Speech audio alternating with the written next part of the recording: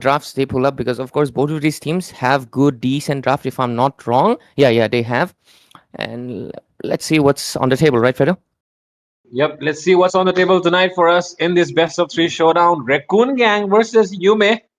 Won't be surprised to know if they are Doraemon fans in real life, because we all know the raccoon that everyone loves, right? The Doraemon guys. But yeah, before we talk about Doraemons here, we're going to talk about the draft, because right now, looking at the draft, of course, nothing out of the ordinary yet, but no EXP lane ban yet, right? But we all know this is the EXP meta. This is the moment for the EXP laners to shine. So might as well ban out a couple of EXP laners before they destroy your game, right? Mm-hmm. Absolutely. Most likely going to be seeing the CC or the Phobius band, but no, they actually go forward with the Glue and the Grok 2G. Wow. Anyways, at least I like the fact that these two, well, I mean, these two teams have really good understanding of the meta, so we will most likely see a fair competition. Might not be a clean sweep because, of course, on the first day we've had two clean sweeps back to back. The last one was not, of course, because it was yeah, but to be fair, let's see what will happen, of course, because there's still a lot of options open. Kadita and stuff and everything still left out open, because if I remember, I think either it was Raccoon Gang or Yume, one of them plays a really good Kadita. I'm getting the player names mixed up, but hey, as soon as I see their IGNs, it will come back to my mind. And hey, ladies and gentlemen, make sure you're participating on the giveaways. As usual, even in best of series, we'll have six finalists for the giveaways after obviously every series. So make sure you tune in, you share the stream, and you participate, because of course, why would you let go of free diamonds? The amount doesn't matter, it's free. Just obviously share it and you might have a chance to win. But okay, a good gang looks like they're really focusing on the jungle part for Yume. So let's see what Yume responds with. Exactly. I'm going to be really excited as well as to how Yume responds right now, because we all know like Yume itself means a dream, and when dreamers come together, they can make things happen. So yeah, let's see if these guys are going to reflect on the name tonight or not. And the Absolutely. draft section though, it's looking really good right now. I mean, sorry, the band section is looking really good. They have finally, decided to go for those EXP bands aside of Yume here, showing more maturity with this draft. On the other side, though, I don't think it's really bad outright, but the Fredrin and Grog bands could have been, they could have been better bands. But Later. let's see if the Yeah. draft, if the heroes that they go with, are going to be complementing the bands that they have done here. Absolutely. Irisal, though, of course, looks like gonna be Raccoon Gang, right? They don't pick up a raccoon; they pick up someone in the family line. It's technically a beast that actually I think it's a saber tooth, right? Because it has those long teeth. Yeah, it's like a saber tooth tiger kind of a thing. Yeah, and it's even called Leo. So I think it's something along those lines. On the other hand, Yume right now, what is going to be a response? You do have the mages open. So oh wow, good job, Yume. There looks like they're watching the streams and they understand Zushin is auto win. But jokes aside, Barang though, I'm a little bit Barang is not a bad pick, but I feel like Barang should come at the second phase, if I'm gonna be honest, because when you pick like early pick Barang, it like obviously reveals like either this Barang is a roamer EXP, and now they can pick according to that one. I feel like if you pick him later on in this meta, it's so much more like beneficial, because the opponent has already picked up some heroes that obviously you can zone in much better. Right now, Raccoon Gang knows they cannot get stuck inside the wall and they'll get out of there, right? So let's see Raccoon Gang's response.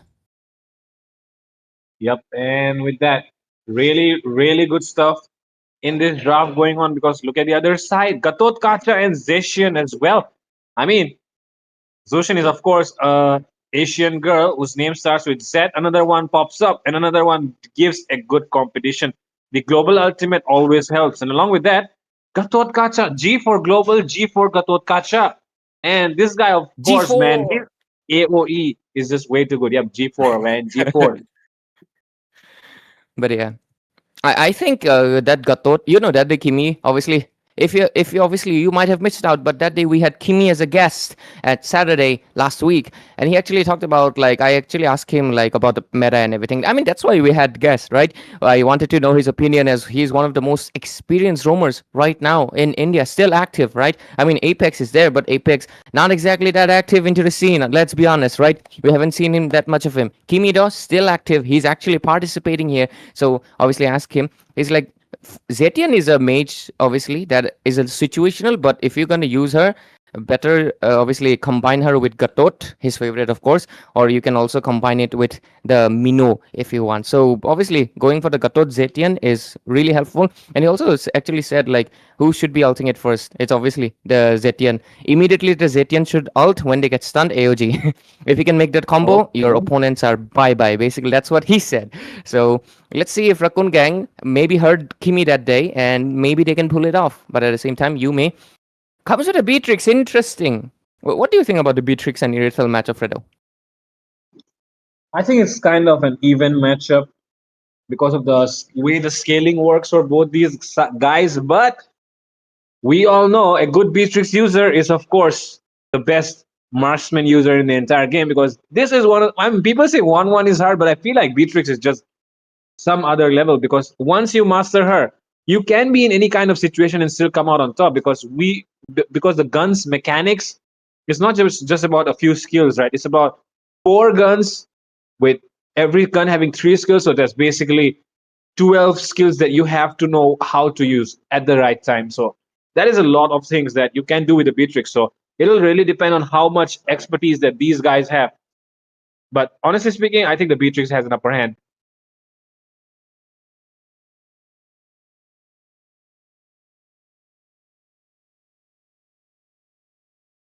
Hello? Hello?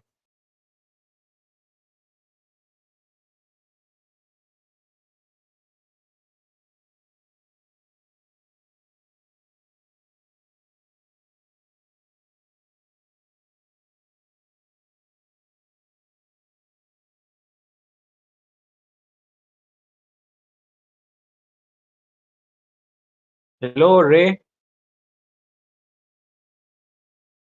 I don't know. I can't hear you for some reason. Can you hear me, Ray?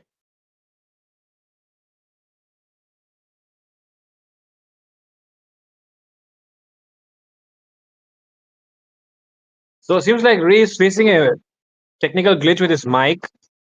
Hello, Ray. Hello. Let me see my. Okay, I think it's working now. Oh This yeah, yeah, it's back. It's back now. Yeah, yeah, it's it's a back now. stupid Discord issue, bro. God damn it. But yeah, my For voice some was gone reason, actually. I also get disconnected a lot these days automatically, and I don't even know how that happens.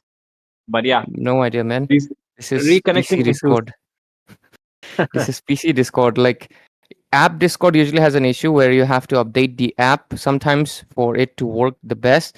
But this is PC Discord, bro. Like, there's no update option in PC. It just updates automatically. So I'm not sure why I'm the one facing issue, which is pretty weird. Damn. Yeah, I'm also checking out my PC CPU storage and shit. And what's wrong? I don't know. Anyways, whatever.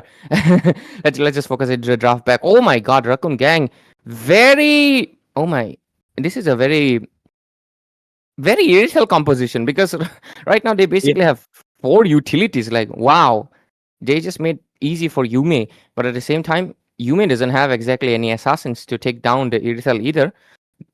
Okay, they pick up the X-Borg. Ooh. Will be an But I interesting think game for sure. I think that if the Irithel is not having a flicker, I think the Badang can do a pretty decent Oh job at yeah, yeah, locking him down. yeah, yeah, But other than that, even this Xbox pick is kind of good.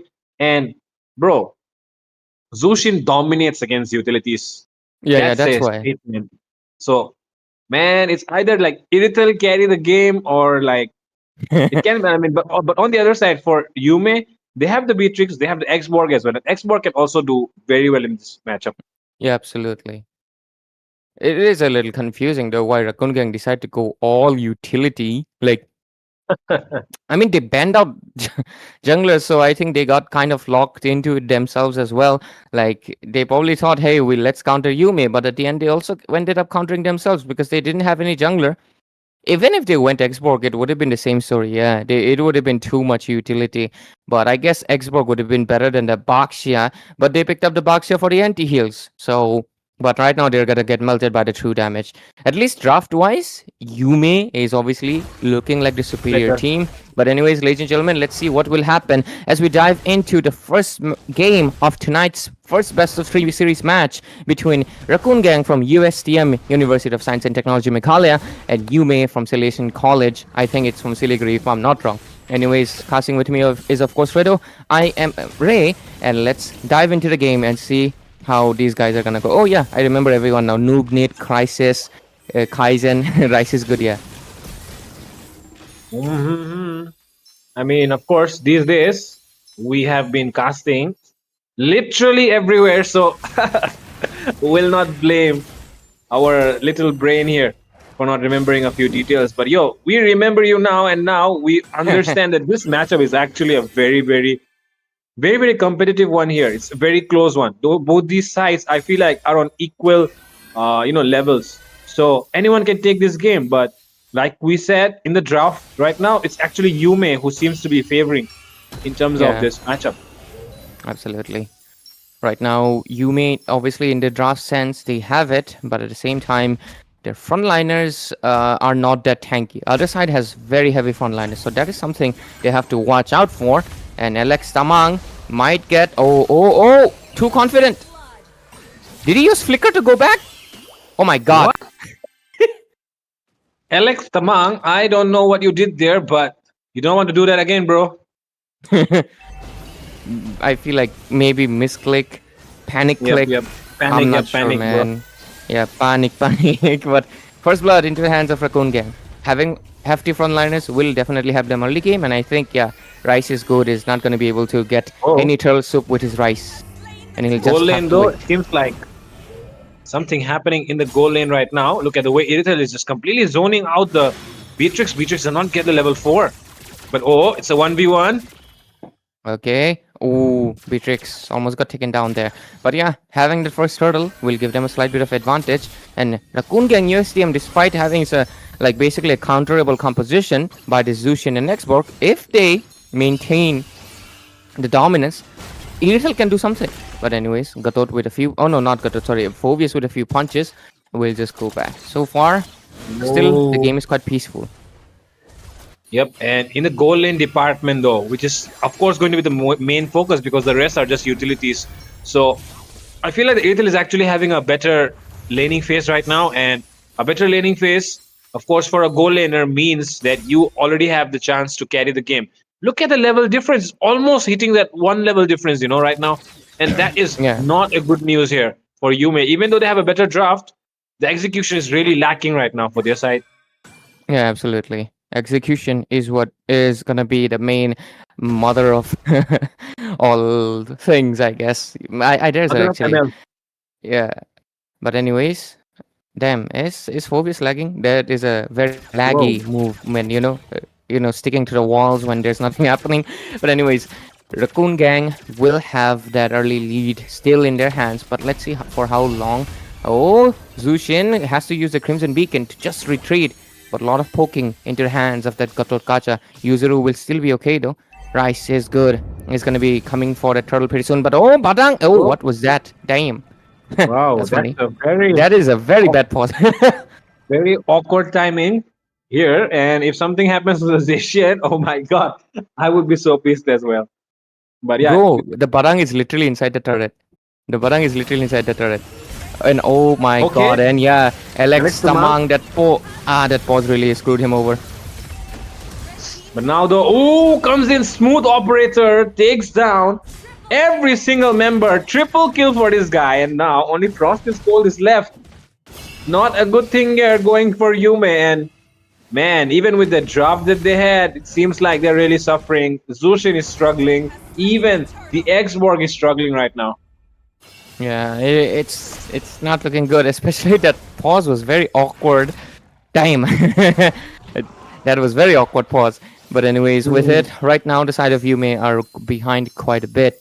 I mean, it's not much, but when you consider it's only been under 5 minutes, 1,000 gold lead and 4 kill deficit, it does put you in a position because look at that, Beatrix, even with heals, is losing to Crisis on that. Oh, into the top lane. It was 1v1, but Gatot said, let me join in, and it's gonna be a 1 versus 2.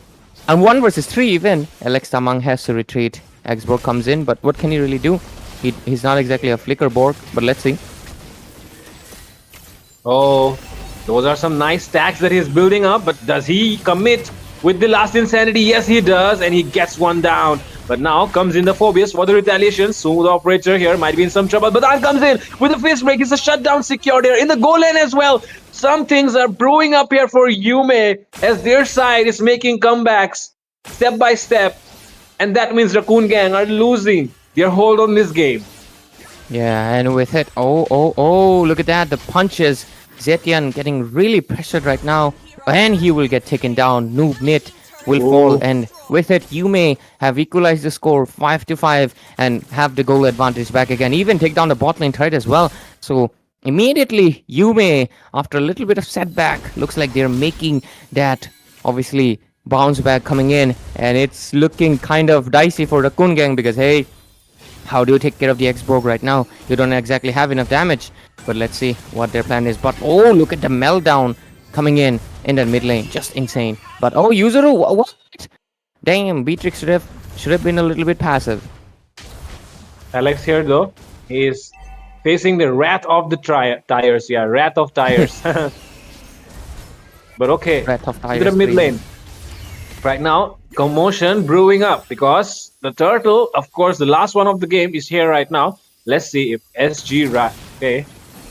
A lot of lag happening here. Oh, still gets the turtle though. It's Rice's Guru gets it, and now true damage coming in. Smooth operator as well, knocking up. It is the Zacian getting Zushin getting trouble here, and with that the fist break comes in as well. Yuzuru falls. Beatrix arrives. There is a lot of damage being placed right now. Smooth operator full fall along with the Heaven Maid, and now Crisis falls down as well into the hands of Frost. With that, the comeback is on here for Yume as they have decided to switch things up. Yeah, it looks like Raccoon Gang were just able to give their dominance in that first 5 minutes, and after that, the side of Yume have come online, and right now they're merciless. Their advantage on the draft clearly being shown. Zushin will get the glowing wand, and Rise is good will also get it. Oh, Heaven Maid, just for that purple buff, very risky, might get taken down here. Look at the damage, he's not going to be able to survive. 3 people inside the wall, this is just a massacre.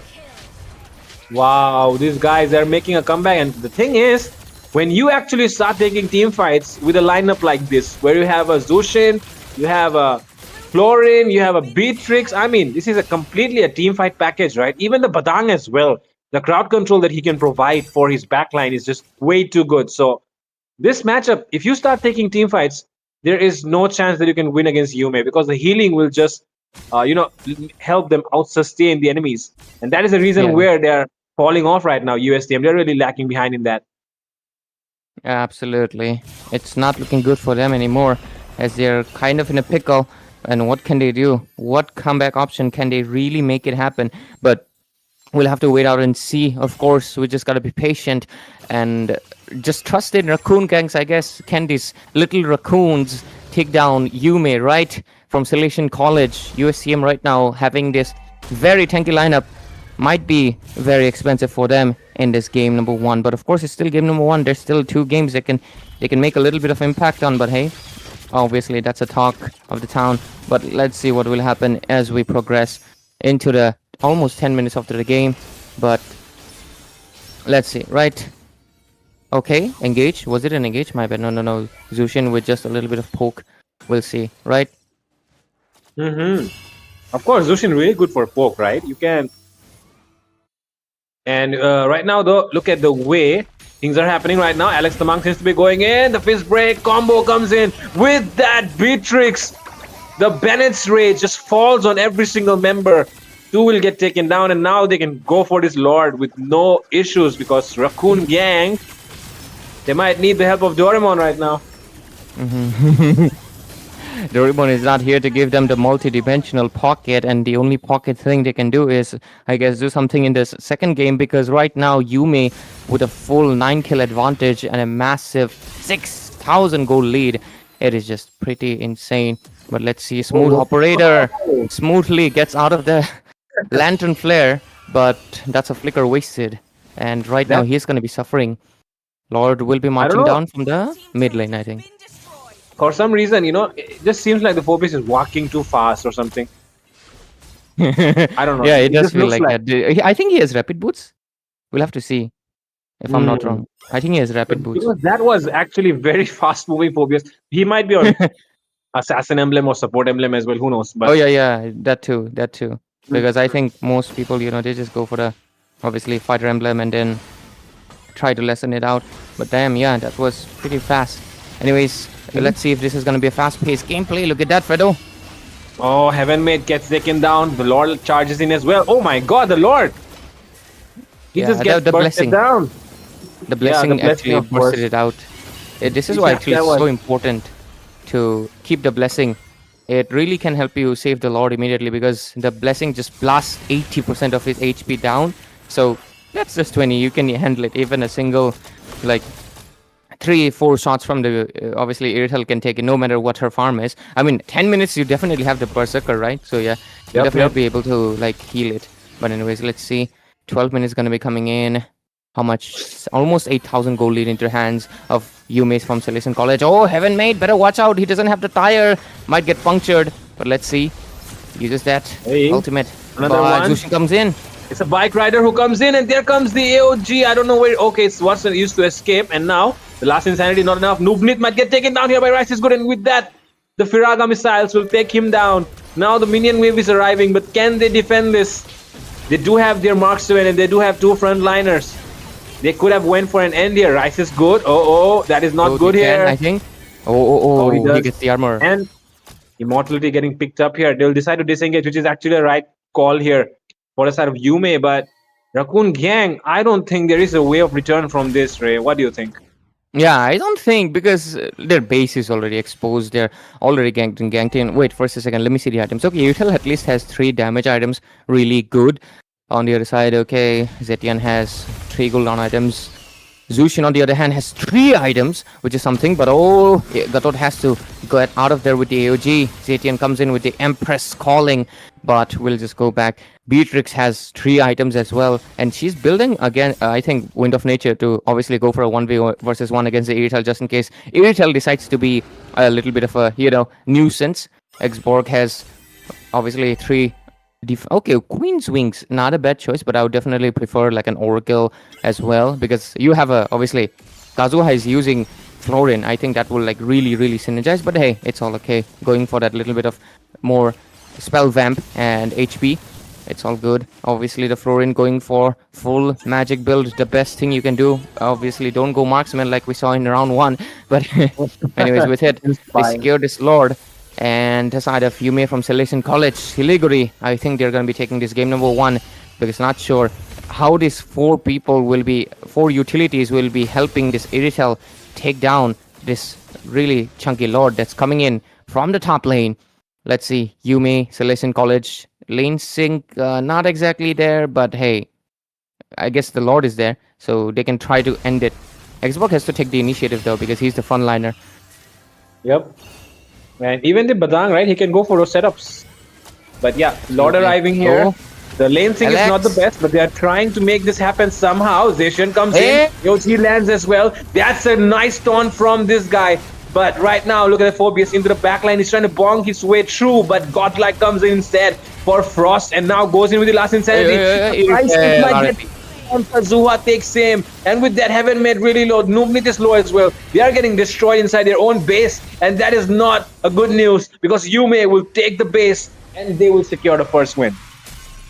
Great game coming in from, of course, team Yume from Salesian College. Early game, they stumbled a little bit because, of course, just like I mentioned, their draft is a little weak in the early game. Doesn't exactly have frontliners. So But the moment Parang got his first tanky item, Xborg got his first defense item at 6 minutes 30 seconds or so, they were basically ready to roll in against these tires. And of course, they were able to lead with a really, really strong domination from 1 to 6 score, 20 to 6. They didn't lead the side of USTM Racoon Gang take a single kill after that. And they basically played a very, very dominative game until the last 14 minutes. They took down Iritel. I do think Crisis, not Crisis, Crisis, definitely better watch out into the next game. And hopefully they can pull up a comeback if possible. If not, Salesian College from Siliguri, YUME is looking too strong for them. But hey, let's just wait out and see what happens. Of course, game number 2 coming right up, or is it? Mm-hmm. We can go for game number 2, or we can just keep looking at my face for tonight. If you are really interested, though, I would not hesitate from showing my face, guys. But yeah, whatever the case may be, we are going to have a game number 2, and which we might be going into a game number 3 as well, right? Yeah, So, yep. And I mean, I felt like they just lacked proper execution, but somehow, I don't know, somehow the tempo just switched up with that single kill in the goal lane. And when the yeah, Xborg also got a pick off in the top lane, right? That team fight there, where the smooth operator who was actually operating very smoothly, taking triple kills inside tier twos. But just one thing is all it takes to turn things around, because when you have a Florian, when you have a team fight comp on your side, if you get one team fight right, you can keep snowballing by just rotating 5 men or something. absolutely. And best thing about Florian, she's Estes Pro Max Global. She Yeah. combines the best of Estes and the best of obviously Angela together. You have team-wide heals plus global presence. And yeah, that's why Florian still a very strong presence into the meta. And with it, okay, no, okay, I'll turn on Zushin when the Zushin comes back again, right? For now, let's keep her aside, and let's see. Yume again bends out the Lancelot, and let's see what they'll have in store. Of course, Raccoon Gang this time around, they're the second pick. They can get a little bit of advantage if they ban, like they ban strategically. They can get 2 solid picks if they want. But at the same time, I hope they ban out just the Yushinshin. After giving out the Yushinshin, I think you're really, really good to go. But yeah, okay, they ban out the Zushin, so that will give them one good thing. Now they can play full frontliner if they want to, without obviously having the headache. I think it was a really bad move of seeing a Zushin and decide to just pick 3 frontliners with no Yeah. burst. I think if at least the mid laner was someone who could, I mean, if it was a Khadita or at least someone who can take down the Zushin or at least bother her, it would have been, they would have had a better chance. But Zetian is just equal to Zushin. She's basically utility. So it did not help that much for sure. Anyways, with it, let's see. Yume going with the same bands again. Let's see what will be the last one. Raccoon Gang, what is your plan? Better put that tinkering machine out of here. Obviously, Doraemon Pocket. Unfortunately, we don't have it. You know, when I was a kid, every birthday I used to wish for Doraemon until I grew up and I realized he's not real. Pretty crazy. Now, of course, man, when we look at Nobita getting out of every single situation, having a Doraemon Yeah. in his life, every single you know, boy just wants to have a Doraemon, right?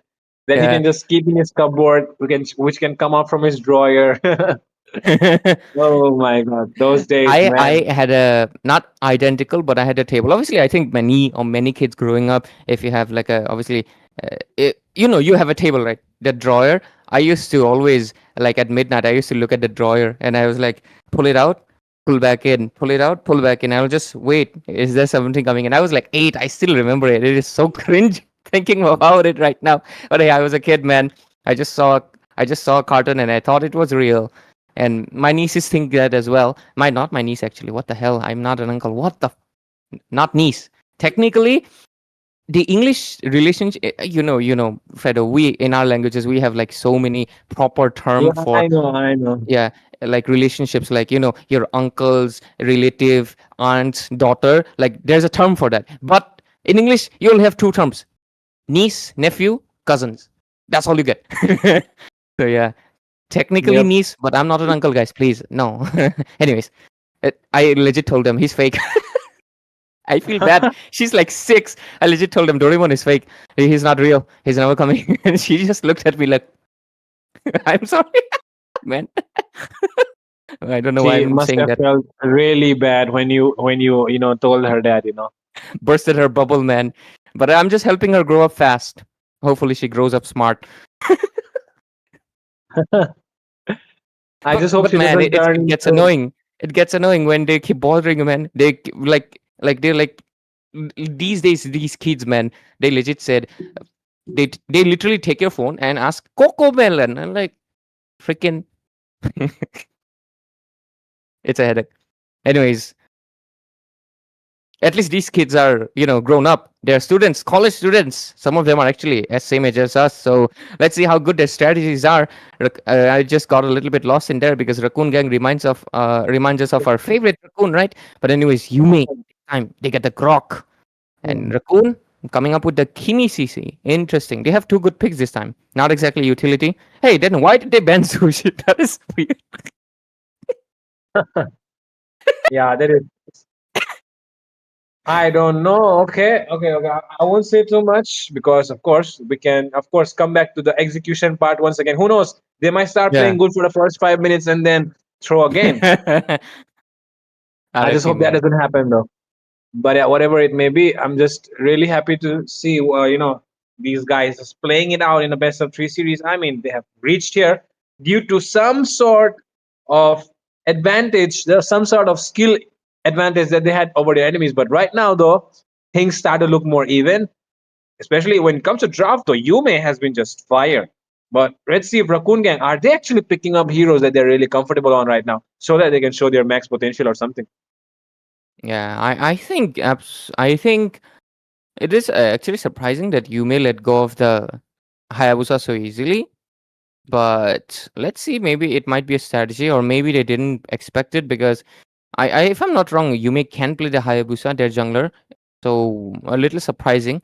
They let go of the Hayabusa pretty easily. Do they have any strategy to counter him out? Let's just wait out and see.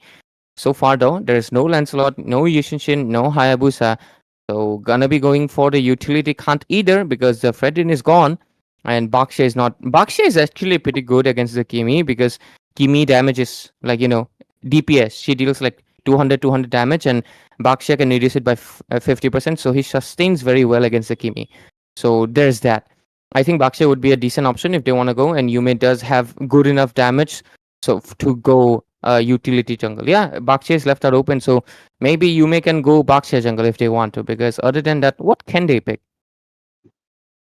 Yep, I also wonder Suyo? the same thing, man.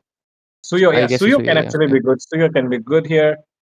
Suyo, Bakshi, I think those are the only 2 choices that they have. But I mean, yeah, like I always say, man, some good Hayabusa players, they always find a way even if there's a Suyo in the opponent. So yeah, yeah. can't really be sure what can happen right now. But one thing is for sure that, whatever happens, I just hope Raccoon Gang can give us a game 3 or something. Absolutely, would be really, really, really fire. But at the same time, can't underestimate these Siliguri players, man. They are literally from Yep, yep. where the Bengal server is, right? Technically, it's from West Yeah. Bengal. So let's see what they can pull up with. There's a Sicilian coming in. Interesting. So Raccoon Gang. Hey, Kimi gold lane. Okay, Raccoon Gang. Suddenly your draft is not looking good. Why Kimi gold lane though? Why? Huh? Kimi It's goal looking lane. dicey now. Now the Irithel might snowball actually. Yeah, yeah. And, it might just be time for. Oh my god. Okay, wow. When Kaja you see jungle. Kaja, what? Jungle? My goodness, bro. Either they are going to be cooked or they are going to cook. Either the bird gets cooked or the. I love the fact that at least both of them have wings. Rafaela and Kaja. Wings people. One is an angel, one is a bird. Bird with a whip. Thank God Raccoon Gang. Thank God Raccoon Gang didn't pick the other marksman, right? But oh my God, Raccoon Gang, why did you suddenly pull up the couple thing? I thought you were single boys, but looks like you're not. You have one. We have a term for this in Assamese, but I don't want to say it. But I think you can understand what I'm trying to say. It's a guy playing a girl hero for another dude, bro. Okay, okay. Let's Or was not it a get girl? into that Nah. territory yet. But damn. Kaja Jungle is very risky for one thing. You don't get a flicker judgment. It's just, they already know you're coming. So yeah, that is something they have to consider. But one good thing about this, Hayabusa has to think twice before he dives in, you know, Yep, yep. because he goes in, boom, gets whipped. So better watch out Busted for down. that. Yeah, he gets whipped like Brody. Bro, I knew that joke was coming a mile away. You can never Yeah, miss that joke, you man. should not have mentioned the whip part. I was about to say one shot that bursted, but you said whip, and I could not refrain myself from saying that. But ladies and gentlemen, this is the second game between Yume and Racoon Gang, and it is the National College Cup. Stakes are high as we get closer towards the finals, and these guys, of course, will be battling it out in this best of three series. Score is already 1-0 here, and it is Yume who are leading right now. Of course, the Dreamers still pursuing their dreams. Racoon Gang, though, Doraemon fans right here trying to stop them. Yeah, absolutely. Pretty funny because Doraemon is supposed to fulfill your dreams. The lyrics literally say, "Sabke sapne." Yeah. But yeah. And Hey, what is that? Irithel. Damn, just got full on 3 people mogged on the bottom lane. Poor Irithel. That is crazy. But to be fair, that's what you're supposed to do when your gold lane is weak. You just full on gang up on them and make sure they don't get enough gold. But this is an interesting matchup. CC versus Grok. CC should win it out. But oh, a lot of flickers wasted in the early game. Irithel also doesn't have the sprint. Better watch out. mm-hmm. Whoa, whoa. I mean, we Okay. are definitely going to witness some disco dances tonight, guys. Yeah. Oh, and of course, I mean, if you have a CC in your team who is, of course, a singer, right? You do want to dance sometimes. And Hayabusa, being the ninja that he is, always stays in the shadows. But now, if you're in the light because of CC, you do want to dance as well. Okay. I think I'm just really just yapping too much right now at this It's point. fine, But man. That's our job. We yap. But okay, okay. a pause comes in. Interesting.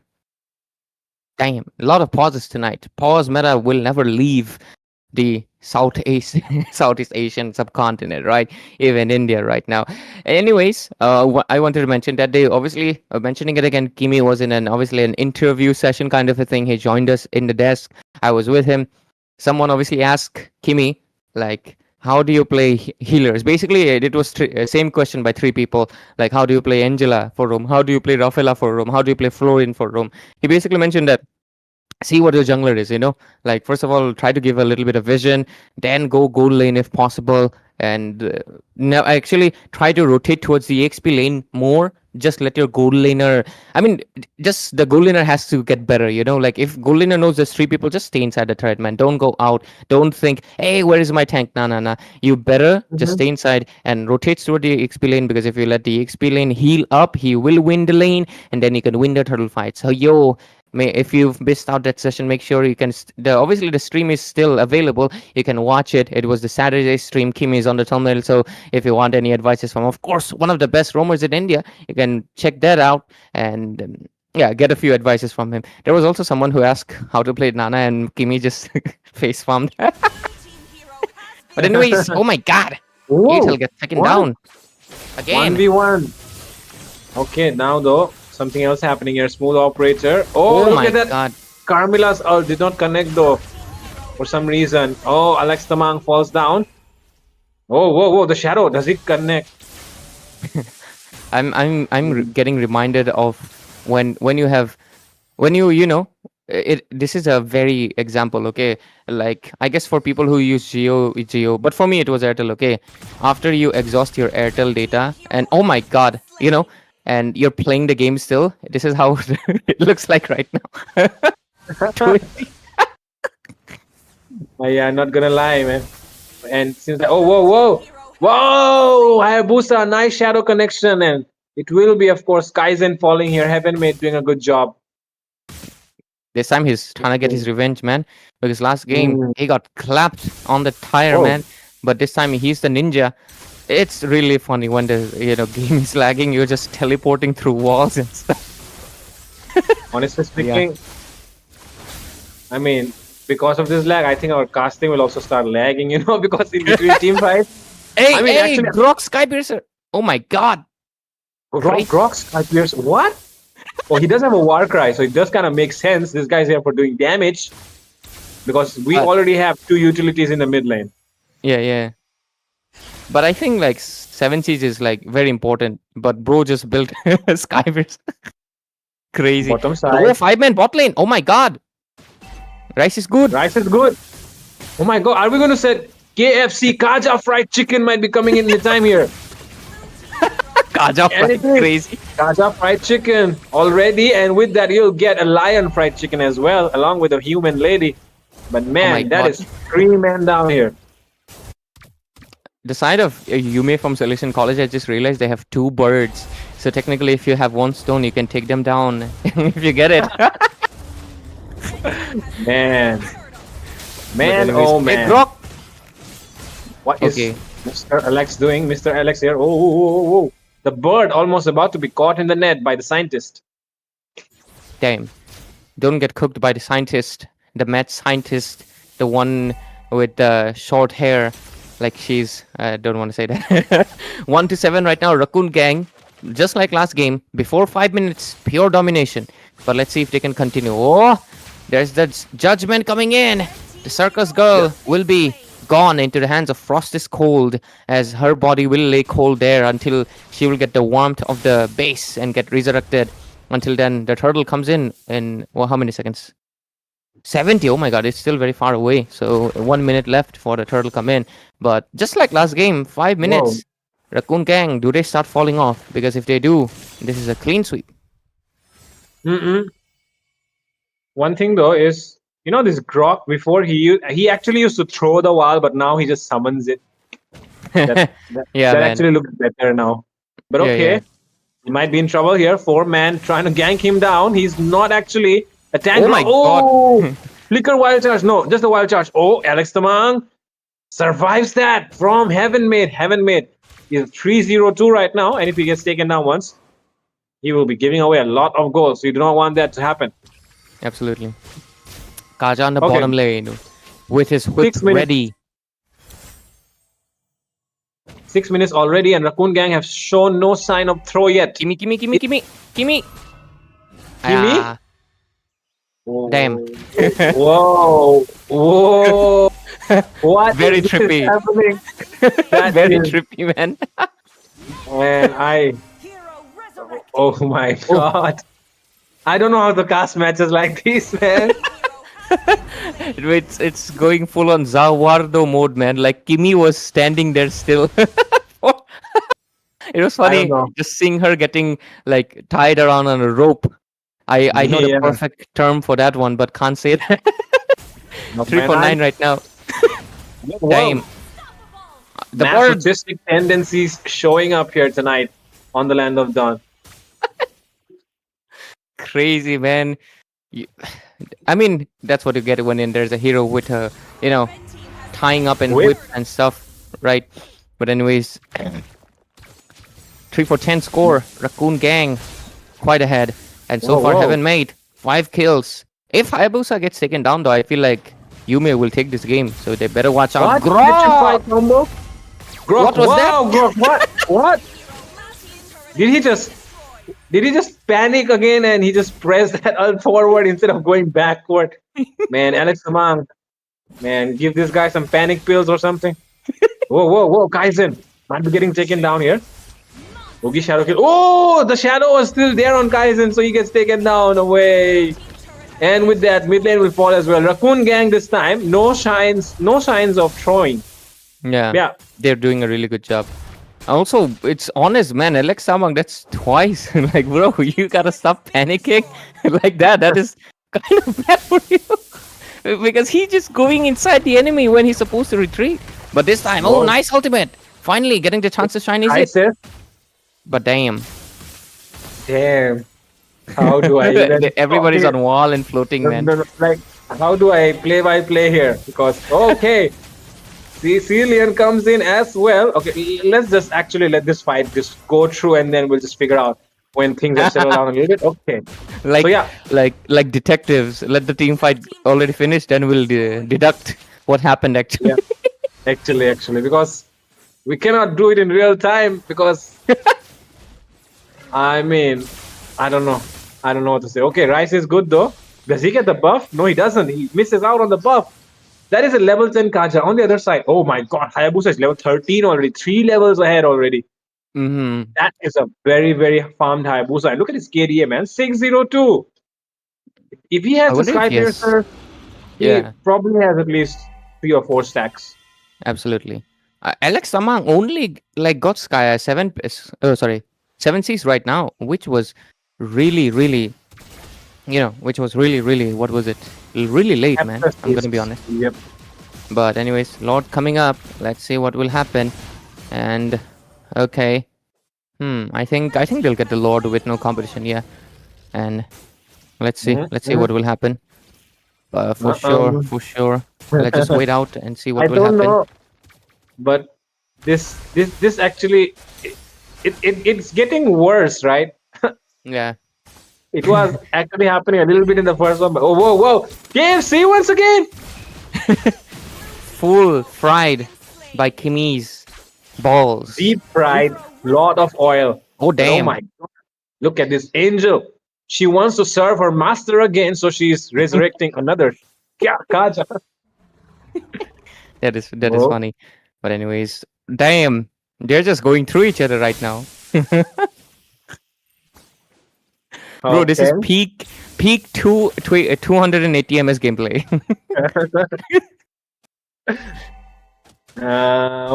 Okay. Top lane though. Lord is coming. They do have the golden shield right now, but blessing, Yeah, whatever you call it. So yeah, they will be able to defend this one, it seems. yeah, they will But be. okay, the Lord Lord is is already actually doing down. pretty good damage as well. Oh my god, they have a Sicilian. Oh, there's no way that they can win this one. I'm not really sure. Yeah. Oh, Hayabusa. Still looking for an angle. Alex Taman. Panic attack once again in the mid lane. Oh, Ray, I can't really say anything, man. It's all good, man. You're doing the best you have with the situation.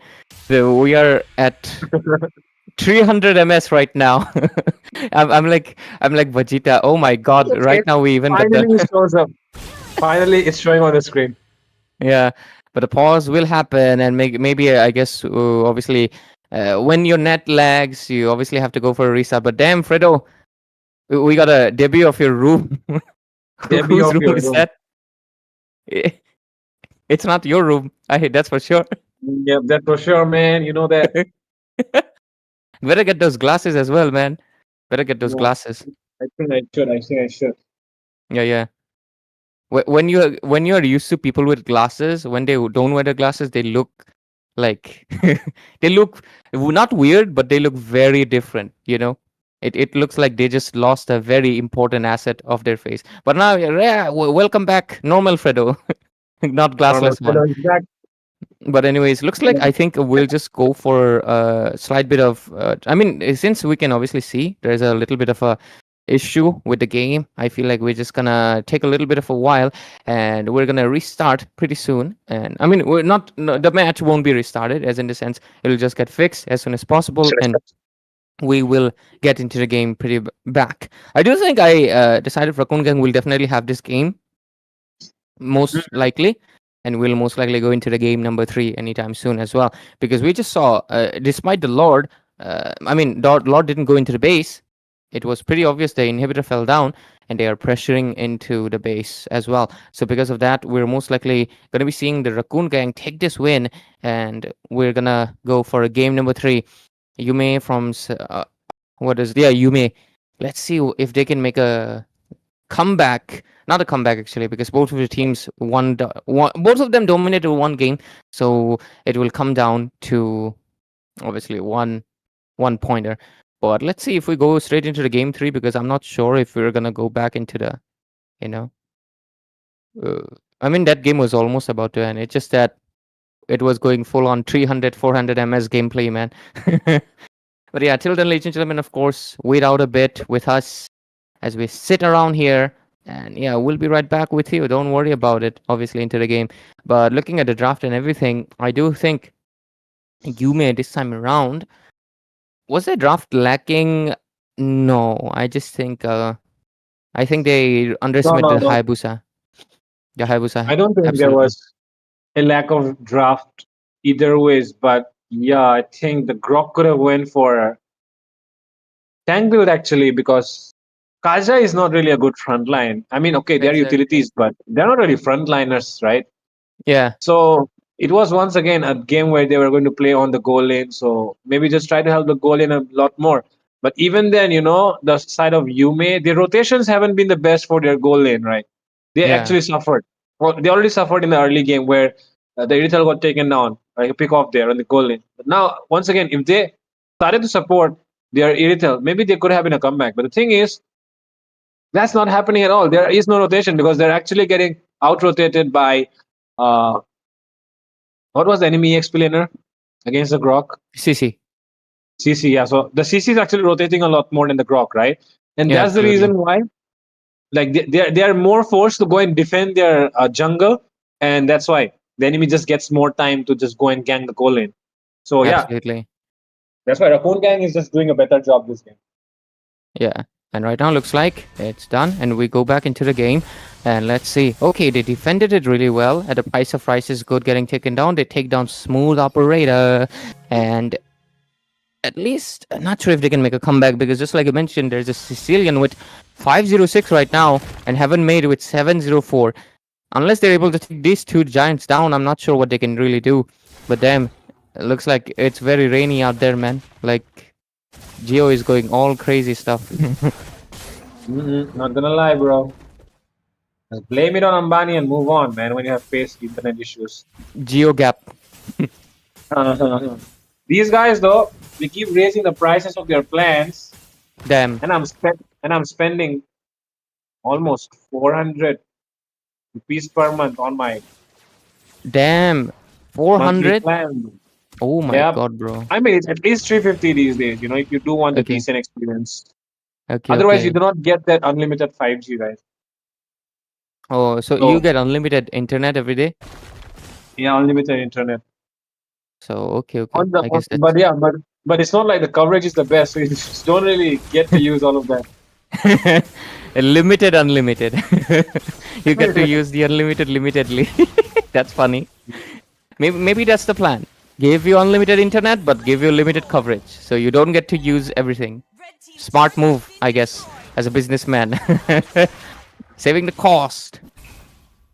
And W business. I mean, I would still say L businessman because L customer experience. yeah, yeah, absolutely, for sure. Because yeah, customer experience is so important. I mean, to be fair, back then it was really nice, but hey, I guess we shouldn't get. I guess we shouldn't get too Yeah, yeah. political, right? Yeah, yeah, Anyways, yeah. Lord's gonna be marching down in the mid lane. Let's see what will happen. And with By it, the way, the side of Yume, yeah. is is Kaja fried chicken haram? Crazy. We'll have to ask someone, man. Uh, we'll have to ask Okay. someone. But yeah, let's go. Look at that. Lord pressure. Can they defend it? But Oh, Grok, oh my god. Alex Did Taman he? once again. Is it a panic attack in his gameplay or is it something else? I don't know. But killing spree already taking place. They have taken down every single one. Enemy base. Just one more hit is all it takes. Oh my Can they? god. Can they make it happen? Raccoon Gang just one hit away. My goodness, the one hit is taking so long, but finally it comes around and Raccoon Gang has secured a victory. It's 1-1 all right now. Raccoon Gang and Yume stand at 1-1. They stand at even grounds right now as we will go for a game number 3, ladies and gentlemen. And this is the first match already. And tonight it looks like clean sweeps are not served at the table. Instead, we are getting KFC, Kaja fried chicken, just like Fredo mentioned. So with that, Heaven Made gets his revenge. 806 KDA, a massive improvement for the first game from the first game. I definitely think a Hayabusa ban is coming from the side of course, Celestian College. Uh, Yume, of course, from Siliguri. Let's see what they will do in game number 3, as it all boils down to one best of one, basically. Because, of course, when it's game 3, it's basically an elimination round. And let's see what will happen. Either of these teams can get it. But for now, I think both of the draft went bad. But just like you mentioned, Alex Tamang should have gone for a little bit tanky, because by the time Kaja gets tanky enough, you're like very, you're like very behind, man. And at the same Mhm. time, I think Farsa, that lightning tension isn't bad, but you need the Holy Crystal really, really much to dish out the most damage. At the same time, I definitely think the Hayabusa was a major flaw in their draft. They let out a good hero for the hands of course, Raccoon Gang. And Hayabusa was just, yeah, they planned the Kaja will work. So it just did not. They needed someone who can match this farming speed of Hayabusa. You can try to counter, obviously, an assassin with a utility like this, but it does not work, especially considering Kaja is not exactly the most meta. So yeah, it just did not work in their favor. Alex Tamang also, that Skybreeze a Grok ain't working, man. So we will see what will happen in game number 3. But looks like, I guess we'll go for a break, I guess. Production, do let me know, since I guess we'll fix the issue with production. Let me know, do we take a break or do we go for game 3? Yeah, I think going for a break would be nice because, of course, ladies and gentlemen, you can see there are some delays, some server issues. So make sure you stay tuned, as we'll be right back with game number 3 as soon as we fix this. Obviously, our production team gets fix things up. Obviously, it's a server issue on there, and let's see if we can find a solution. So make sure you stay tuned for game number 3. We'll be right back in NCC Battleknights India.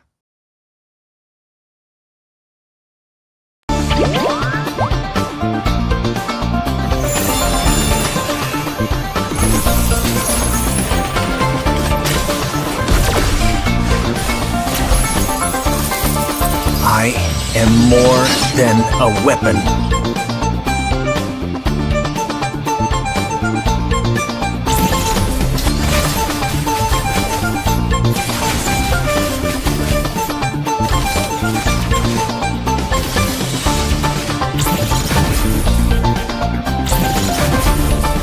What for? You asked for it. Chain up! It is my mercy.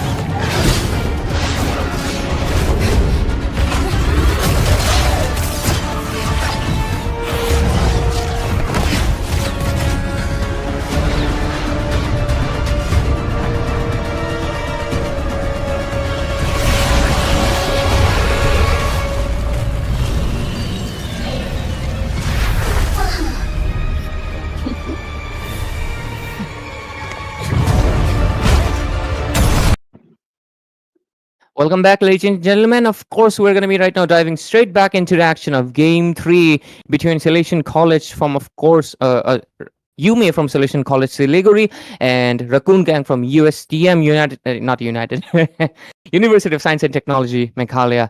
It all boils down to third game, one versus one, basically the point. And let's see who will emerge victorious and will move to the round 4. Of course, joining me back again is Fredo with a different room, and usually he has a white background with those nice posters and stuff. But right now he has a is that a? I guess that's a shirt. Yeah, that's a shirt, not exactly a jacket. It has a jeans vibe, a nice window as well. But yeah, we go straight into the third game, and Raccoon Gang and Yume. Of course, let's see whose draft obviously is better this time around. I definitely think the draft is affecting them, because just like we predicted, Fredo, first game we did it, and right now we did it as well, of course. So let's see what will happen. Okay, what is this? Okay, Fredo, continue. What is this? Let me read. What is this? I don't know, but for now I know is Yume are playing really strong. Only thing they can do right now is just keep doing what they did in the first one, right? Stick together as a teammates because I feel like Raccoon Gang, okay, they are more better at pickoffs and Yume is just better at team fights. So yeah, with that, let's see how they approach this draft though. Yeah, I mean, the one who plays with his strengths should win the match. The last game, I do not think Yume were able to take even a single team fight, because they were just played in by Raccoon Gang. Raccoon Gang kept on doing pickoffs, and they just got played into Raccoon Gang's game. Meanwhile, in the first one, Raccoon Gang also played the same way, right? They did pickoffs, but as the game started to progress into the later phases, when you had to make 4-man rotations, 5-man rotations, that's when it started to tilt in the favor of Yume. So there's a similar thing that can happen right now as well. If Yume decides to go for those team fight comps, then yep, the game is theirs. Absolutely. So let's see if respect ban will come from Yume this time. The Hayabusa did cause some issues for them, so maybe we'll have wow, wow, guys, look at him. I'm appearing on Fredo's screen as well. Damn. But anyways, let's see what the draft is going to be. Raccoon Gang again with the same bans, and so is Yume moving ahead with that glue ban as well. So let's see what they ban out. I definitely would think Hayabusa should be a ban this time around, or at least pick it up for yourself, because last game I feel like if there wasn't any Hayabusa, they would have done a little bit better. But yeah, let's see. I also think Alex Tamang, man, stop having panic attacks. They don't have those panic attacks, man. As an explainer, you are the one who's supposed to be causing the panic attack. If you have panic attack yourself, your team is gonna suffer, man. Because we saw it in the first game. You flickered into the enemy's face. Why? You're supposed to retreat. You did it twice, buddy. I hope maybe you're also facing server issues. If that's the case, I really apologize. But man, better watch out. But damn, Raccoon Gang this time around, seeing the Zushin is open. They are the one, because of course they suffered from the game one, and it's Jushin, bro. Right now, they are the ones who can go full utility, but don't go full utility. Have one damage. With marksman, have one more damage source. Don't go full utility, guys, with Jushin. Jushin can only carry is obviously when you're giving her enough juice, in the sense that she gets enough kills, and for her to get enough kills, because she's Zushin, so give her juice. So yeah, you may respond immediately with that fish lady, right? And Irithel, of course. You may, I think all games they win Irithel, right? Yeah, all games they win Irithel. And No. The first one was the first one it was Beatrix. It was Raccoon Gang who went Irithel. Yeah, you were right. Right now, 2 games, they are the ones going Irithel. But oh, Hayabusa still open. Raccoon Gang, you pick up the Hayabusa. No, they pick up Xborg. Man, this is literally the change of heroes from the first draft, Most of the Xborg were actually on their side. And even this Grok pick was in the second game, in the hands of Yume. They're picking up all the heroes that Yume picked up in their previous games. So it would be funny. Yeah, kind of adjusting something right now. They probably realize that Yume's strong points are these, but damn, from the other side, Lapu Lapu comes in, best EXP laner after the second last patch, of course. But is it enough though? I think like CC is still there. Like, I hope this Grok is a roam. I do like roam Grok a lot more than a EXP one. It's Me also too, more man, me exciting. too. Yeah. So hopefully this is a roam Grok, and if that's the case, Yume though they think they otherwise, because of course they just played EXP Grok, so they believe this is an EXP Grok as well, and because of that they will ban out healers. But let's see, Raccoon Gang, since you picked up Zushin, full support. But jokes aside, Raccoon, you may have still yet to pick the jungler, so Raccoon Gang just ban out the Hayabusa, and what else?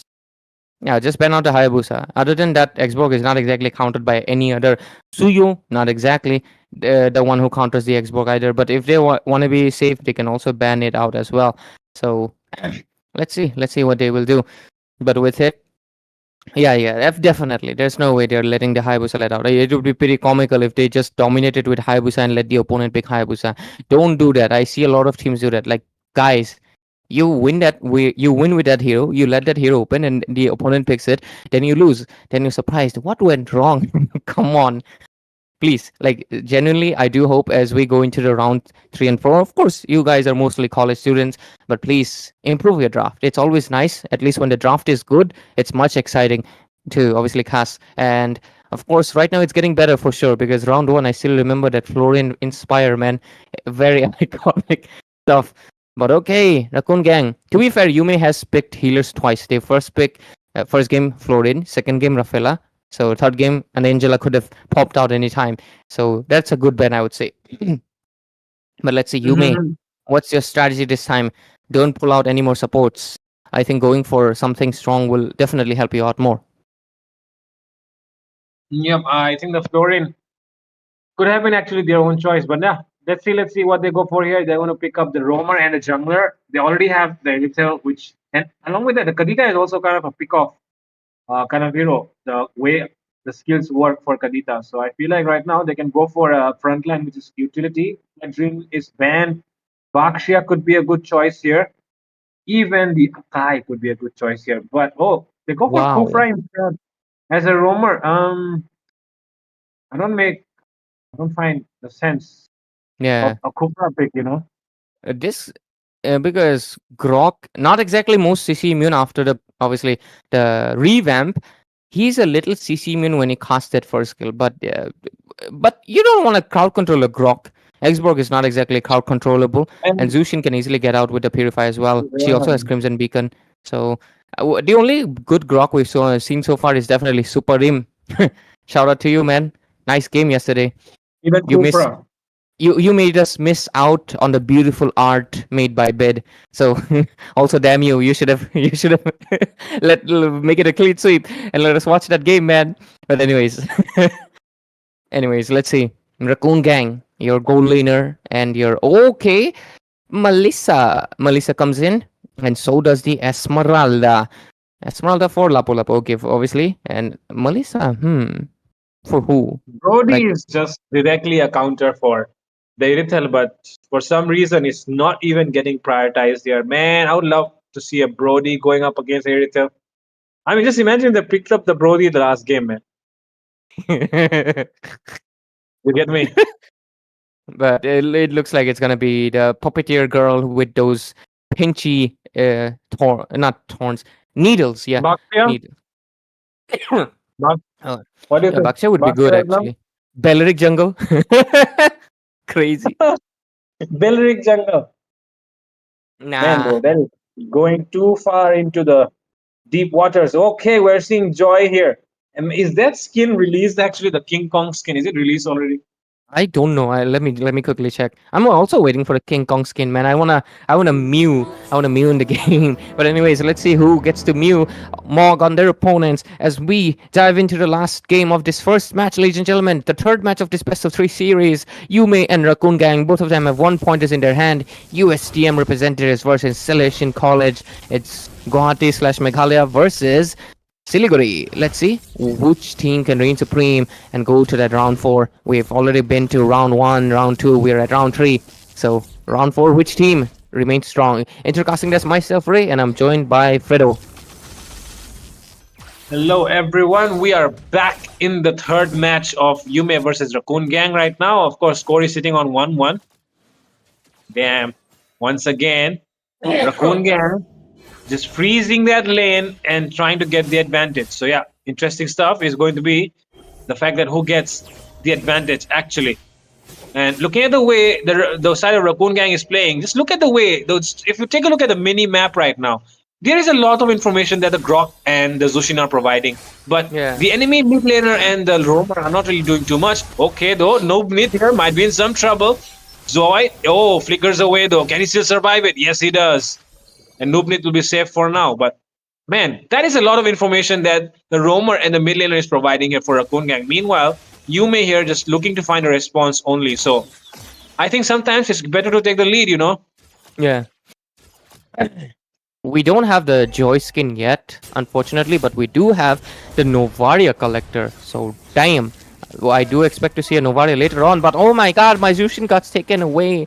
Really sad, but yeah, I wouldn't be surprised if we see a Novaria. The collector is really good. Obviously, it's pink color theme because, she's a girl's hero. Yep. But yeah. We saw the first game, man. I saw it in the first game. I was also wondering, what is this skin? I've not seen it before. Yeah, it was released today. Dragon Sworn. Whoa. What is happening right now? Two-man knockup comes in. Hey. Oh, No level 4 just yet, so they won't have it. But now Smooth Operator might be in some trouble along with Heaven Maid as well. One Smooth HP. Operator can escape it. Bravest Fighter comes in. Alex the Monk. Nothing yet so far in this match except that one kill. But yeah, it's still, of course, even right now. Let's see who takes that significantly. Whoa, Kazuha. Does he want to go in for Noobnit? Wanted to, especially considering they can kind of take her down because. Okay, my bad. Sorry. Surprising. Jushin Noobnit. Sorry, my voice. Damn.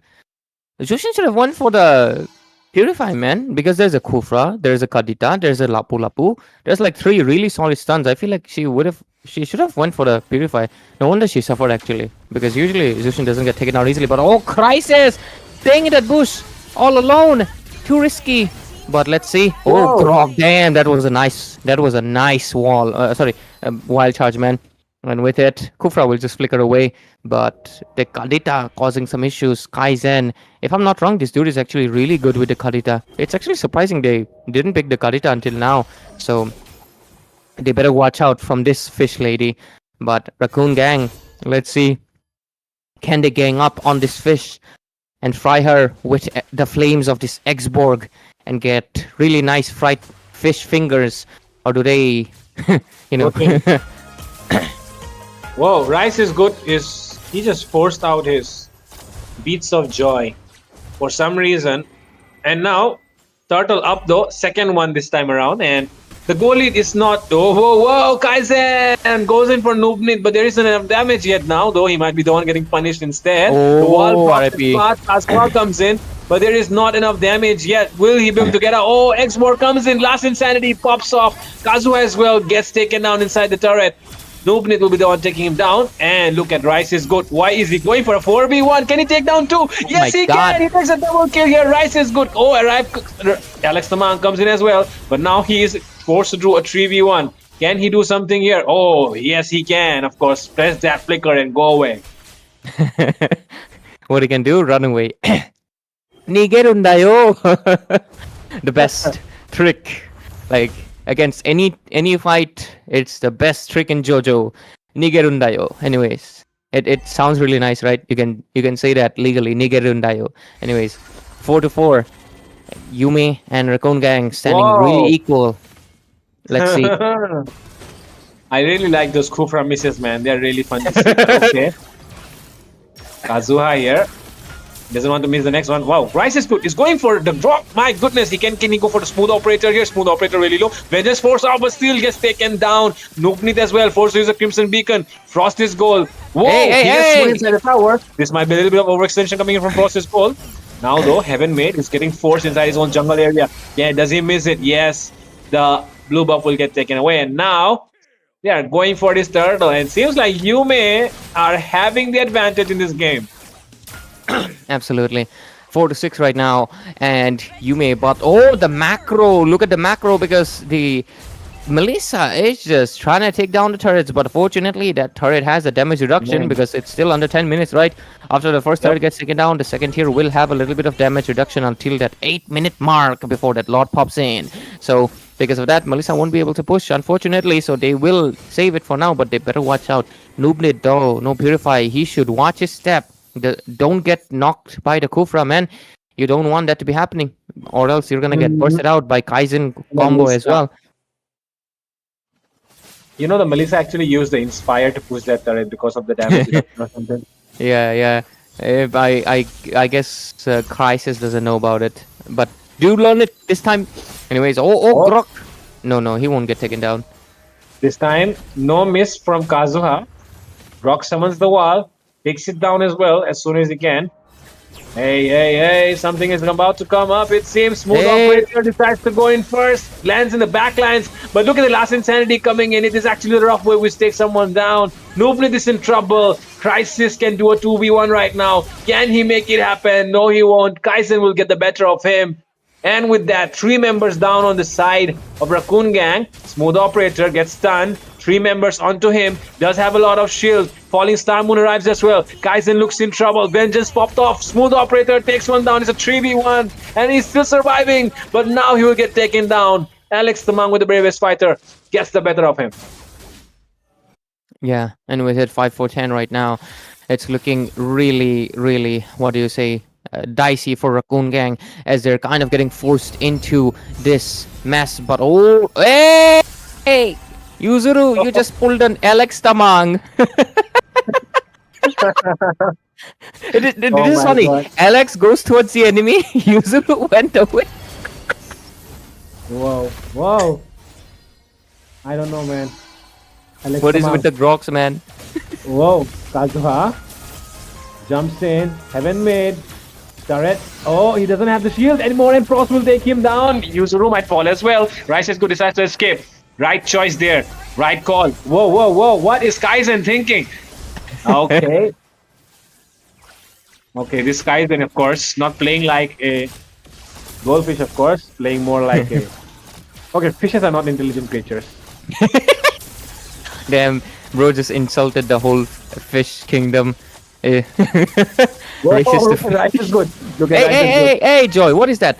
Oh my god. Oh my god, that guy. Why? Why would you do that? Just wait for a marksman to take the Lord, man.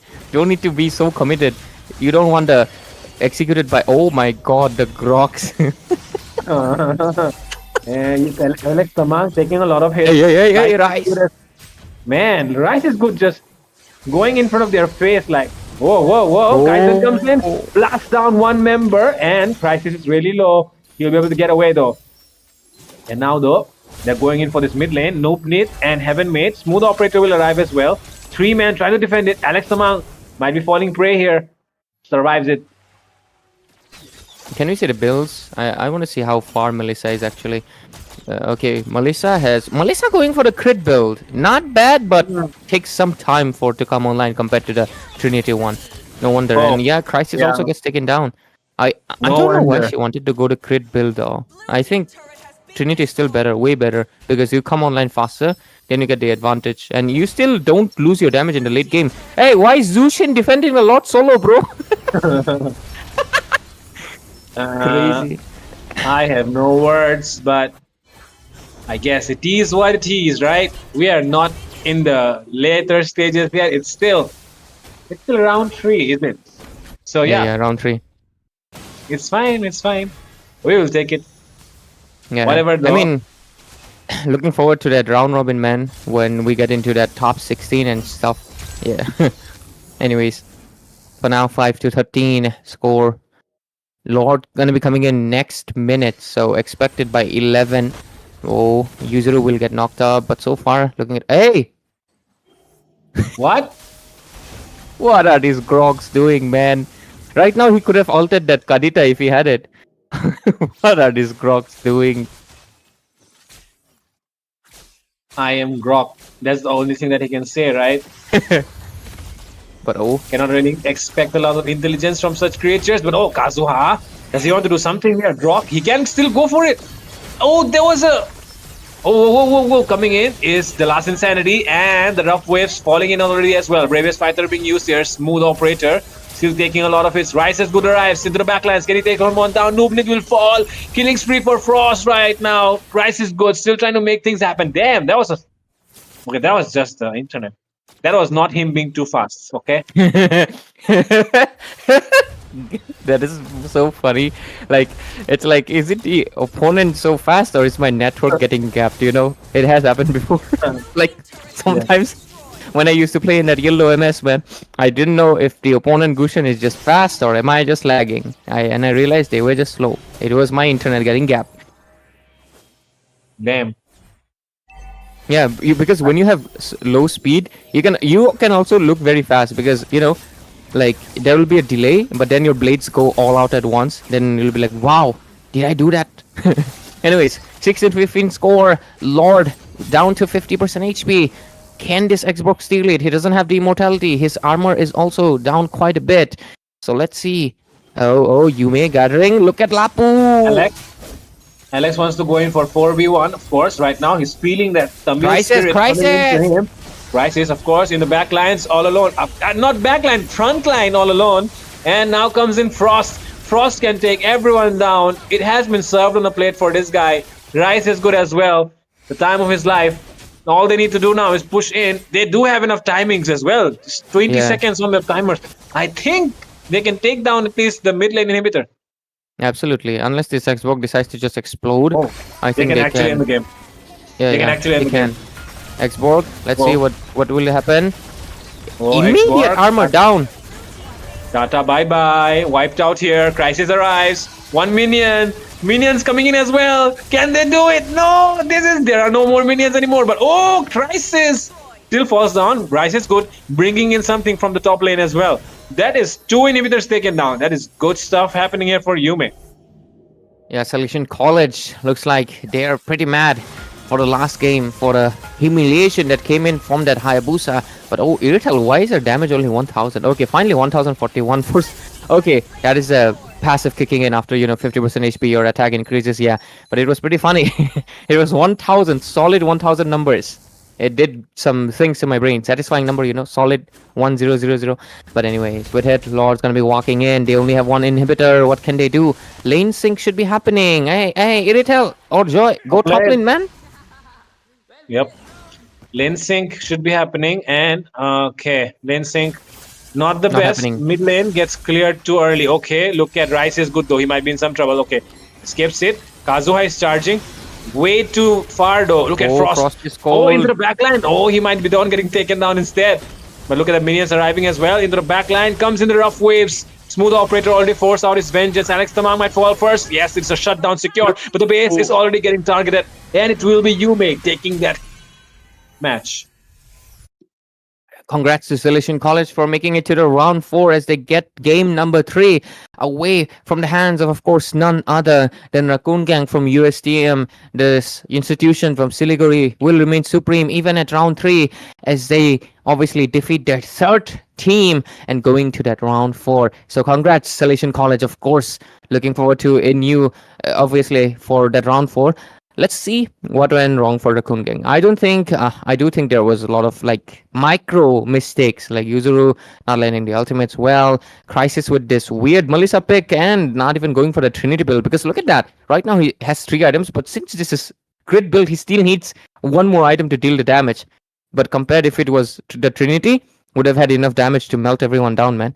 So because of that, Rice is good, was able to just go in with no issues, dish out so much damage, had 5 kills into the board as well. Frost is cold, since obviously Melissa was not able to do anything much. Frost is cold was able to dish out a lot of damage.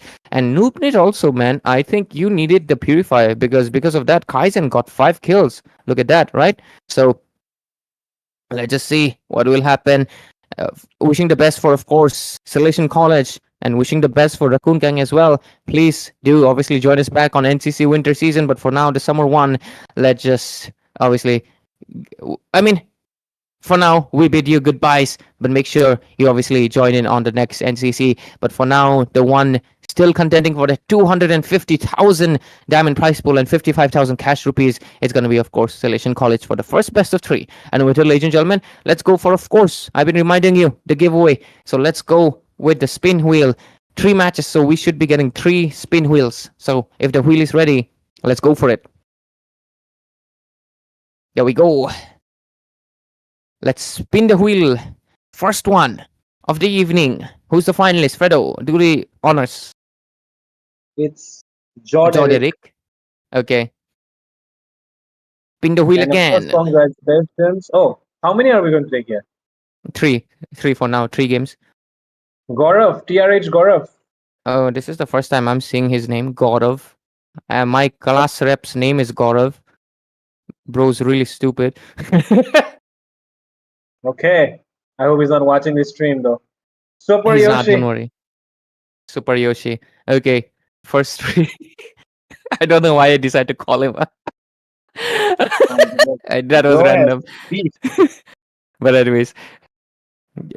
Sorry. That'll be it. Gaurav, Super Yoshi, and Joderick. Make sure you stay till the end of the stream, because if you win, you will lose the prize, man, if you don't claim it. Of course, make sure. There's a dialogue in Hindi, right? Like, jab Prasad baatte hai, to obviously haath to phailana hoga na bhai. Can't expect it for the thing to be coming back again. So make sure, obviously, stay till the end of the stream. And of course, that is the third best of 3 series. But for now, we are done with the first one. Selection College will take the win with a third game. And with it, right now. We're going to be going to the second best of 3 series pretty soon. But until then, obviously, we're going to be taking a short little break to fix the issues, and we'll be coming back with the second match. Stay tuned, guys. And of course, keep watching National College Cup, brought to you by Battleknights India. Keep sharing the stream and participate on the giveaways.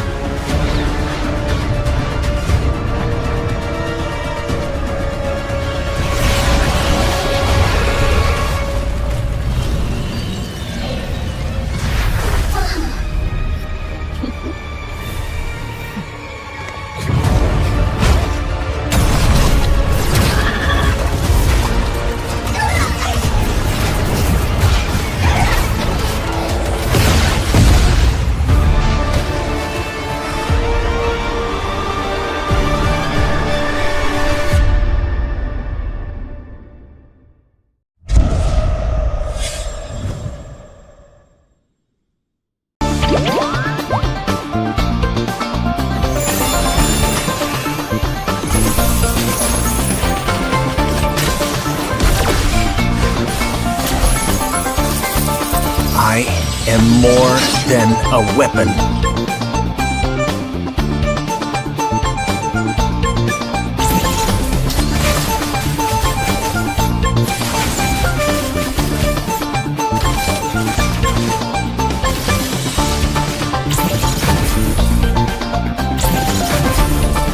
What for? You asked for it. Chain up! It is my mercy.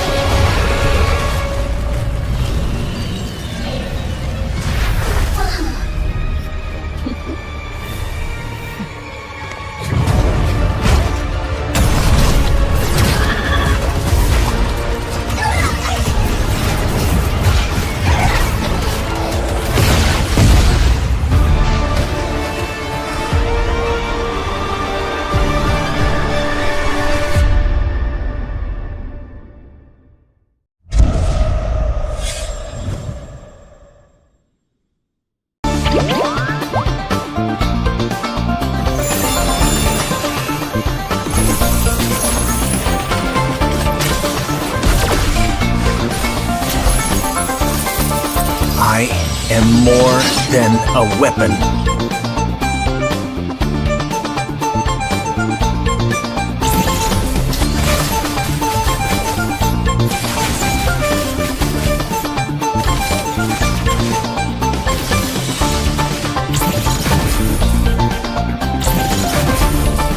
What for?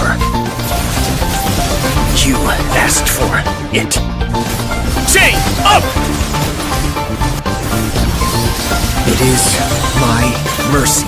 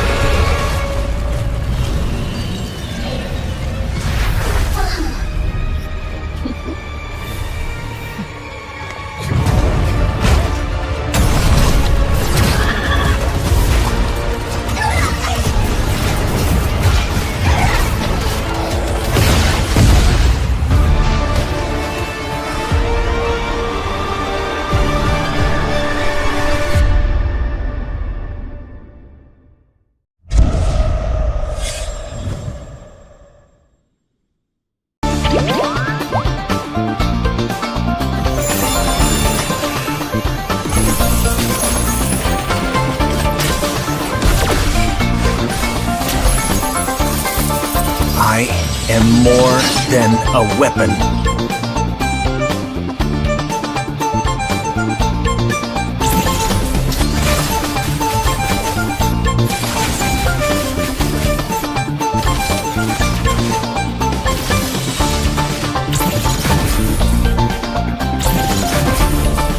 What for? You asked for it. Chain up! It is my mercy.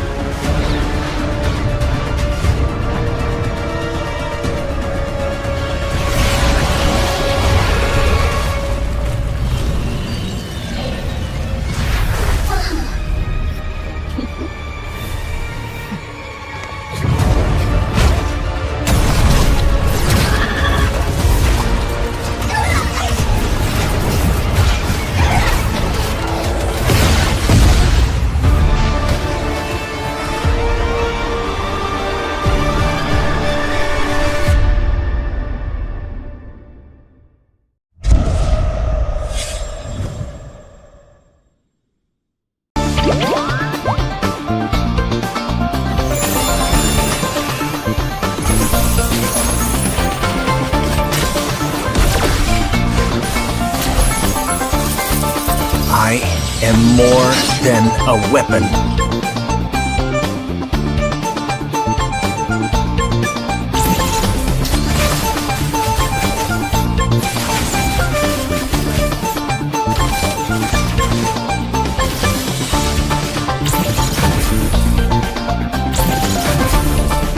What for? You asked for it. Chain up! It is my mercy.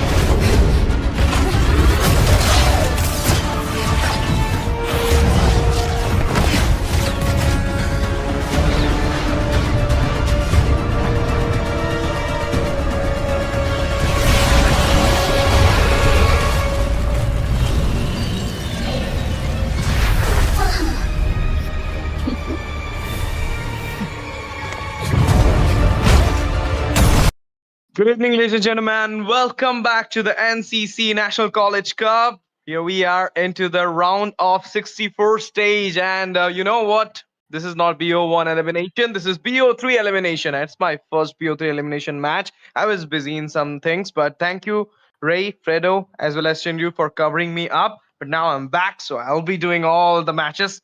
So here we are for the second match of tonight. Is actually the third match, but we have a little bit, crisscross today with the second and third. So Outlaws versus Nine Mist. Outlaws are right now representing Sister Nivedita University. Okay, Nine Mist are representing University Graphic Era. Okay, there is a university named Graphic Era. Gen Z name. Wow, nice. So Graphic Era versus Sister Nivedita University, BO3 series, and Outlaws are having the first pick. Here in the casting deck, it's your boy STZ, and with me, none other than Fredo. Hello, Fredo. We are back again. Hello, hello. We are back. We are back for this match. Of course, the BO1 and Outlaws and 9 Miss, of course, it's always nice to get that first win, right, in a BO3 series. So let's see which one takes it. Outlaws are on the blue side, 9 Miss are on to the red side, and of course, the ones who will be getting the first pick can always already create an advantage in the draft. But of course, for that, you need to use that first, pick properly. So let's see what they decide to go for the first pick right now. Though ban section already, as you can see, Lancelot getting banned out. 1-1 though, I think the 1-1 is kind of, not that ban worthy anymore because if a good teams know how to counter this hero, but I guess 9 Miss are not one of them. Okay, Outlaws going for the Lancelot, Chushin right now, and there is a ban opening for 9 Mist. I hope they will be banning out the Lapu Lapu or the CC because you have to prioritize the EXP lane as well. It is right now the most important lane in this game. But if 9 Mist are not about to ban those EXP laners, then they should go for Ishanshin or something like double S or S tier junglers as well. Baksha open right now will be a big problem because I see like they banned the Jushin. They might opt for the utility jungler at this moment. So let's see if 9 Mist can go for those utility bans or EXP bans. Still, the ban is not open, so it is still okay. Okay. They know the game. They had did the homework. So right now they are going for this Baksha ban. Yep, they can go for the Baksha ban right now. And the other side, though, they can, of course, retaliate with the Eason Shin ban right now, I guess. But Eason Shin is a good ban if they want to go for that. And even if you want to ban out the mid laner, I think I don't think any more mid laner deserve ban other than the Zushin. So maybe goal lane bans like the Irithel can also come in. What else, though? What else? What else? Fredrin. Yeah, Fedrin, Irithel. Even they can go for if they want to, they can go for a Kadita ban as well. Kadita is right now Yep. kind of a good mid laner. So let's see. Yeah, it is there, guys. I'm not sitting in Outlaws draft phase, but I still know them. I don't know how. It's okay. They banned a good hero, but you know what? I didn't done the matches of this two university. This is the first time I'm hearing their name in the BO3 series. So you might know these two teams. So let's see how Yep. these two I've teams heard will of perform here. I've Last heard of 9 minutes. Outlaws. Yep. I mean, I know these teams, but I didn't cast for them in the NCC yet. This was my first casting for these two teams. So I don't know how their Mhm. play style is throughout the tournament in those last three rounds, but this round will probably the biggest one. Okay, CC got banned right now, a winning lane EXP. Nice ban from both these sides. Now a lot of heroes open might go for that Ishan Shin pick or banning out the Jushin. There's a chance that they can go for the Fedrin as well. Matilda Fedrin open. Mm-hmm. Matilda open, Fredrin open, and they can go for that combo. Of course, it works. Previously, it used to be the Alpha Matilda that used to be more. So yeah, I think Alpha actually, kind of forgotten these days. I don't really remember as well, but I think it's still a very good choice in the utility jungle department if you think about it. So yeah, let's see if this new game that we have on our hands brings up some new heroes as well. For now, though, easy first pickings here. First pick Irithel. Brody, though, could be an instant reply to this in the first phase itself, but maybe they can keep it for their second pick. Of course, and Irithel being there and Fredo's actual, I mean, that statement about Brody is true. But you know, Fredo, I don't know why these people are not picking up the Brody against Irithel. They're going sort of like Bruno. They are opting Nathan as well. But where is the Brody? Is the main counter for Irithel. Even the MPL Philippines released that thing. But this Indian community players are not into the Brody thing against Irithel. I don't know why. Even though Irithel is a menace right now, out of those three who were once a time who were, I mean, Trinity meta we call them, that is had a Granger and Irithel. But then the nerf Yep. happened on the Granger and Harith, but still Irithel got that buff yet, and I don't know when she will receive that nerf. But still, she's working great. But people are not opting a Brody against her. They don't want to counter her with a Brody. I don't know why. But there you go, two tank picks. Okay, Wow. so is this a thing that? Oh no, okay, sorry. It is actually a technical glitch there. There's actually a Kagura and a Minotaur. I thought that wherever we are casting, we will see two tanks. Mm-mm. It's not the Grok, it's the Kagura. So yeah, Kagura is actually kind of good against the crowd control heroes, even against the Farsa as well. Farsa, when she ults, the Kagura can actually go for that yin yang overturn as well. So yeah, that's actually a good one here. But yeah, of course, along with that, the Minotaur as well provides some healing, good initiation, good area of effect. So overall, this first draft phase is looking pretty good, solid from both sides itself. Oh, Hayabusa instead of the Brody here. Okay, I've mentioned Brody a lot of times. Let's see if Nine Miss do pick up the Brody, or will they do something else? But yeah, this first phase is looking okay-ish from both sides. Nothing out of the ordinary yet, but I think Outlaws are definitely the favorites. What do you think? Yeah, of course. But that Kagura pick, okay, it can be a good pick as well. I saw Kagura stealing or clutching the Lord in this NCC, so it's not so far that I will see it again. And that is the thing. I mean, these college students, even though their draft are not up to the mark, up to the scene of meta or tournament scene, but still, they're somehow pulling up the one trick and doing sort of things that is remarkably good in front of my eyes. Because if you're winning the game, taking a diggy jungler doesn't matter. You're winning the game. So that's what I mean. In the end of the day, it is all about the victory, all about the pushing out that base, taking up the crown. So whatever hero you are prioritizing for yourself doesn't matter unless you're winning the game. Now, Joy into the ban list. Okay. So is it a thing that Joy is back into the meta?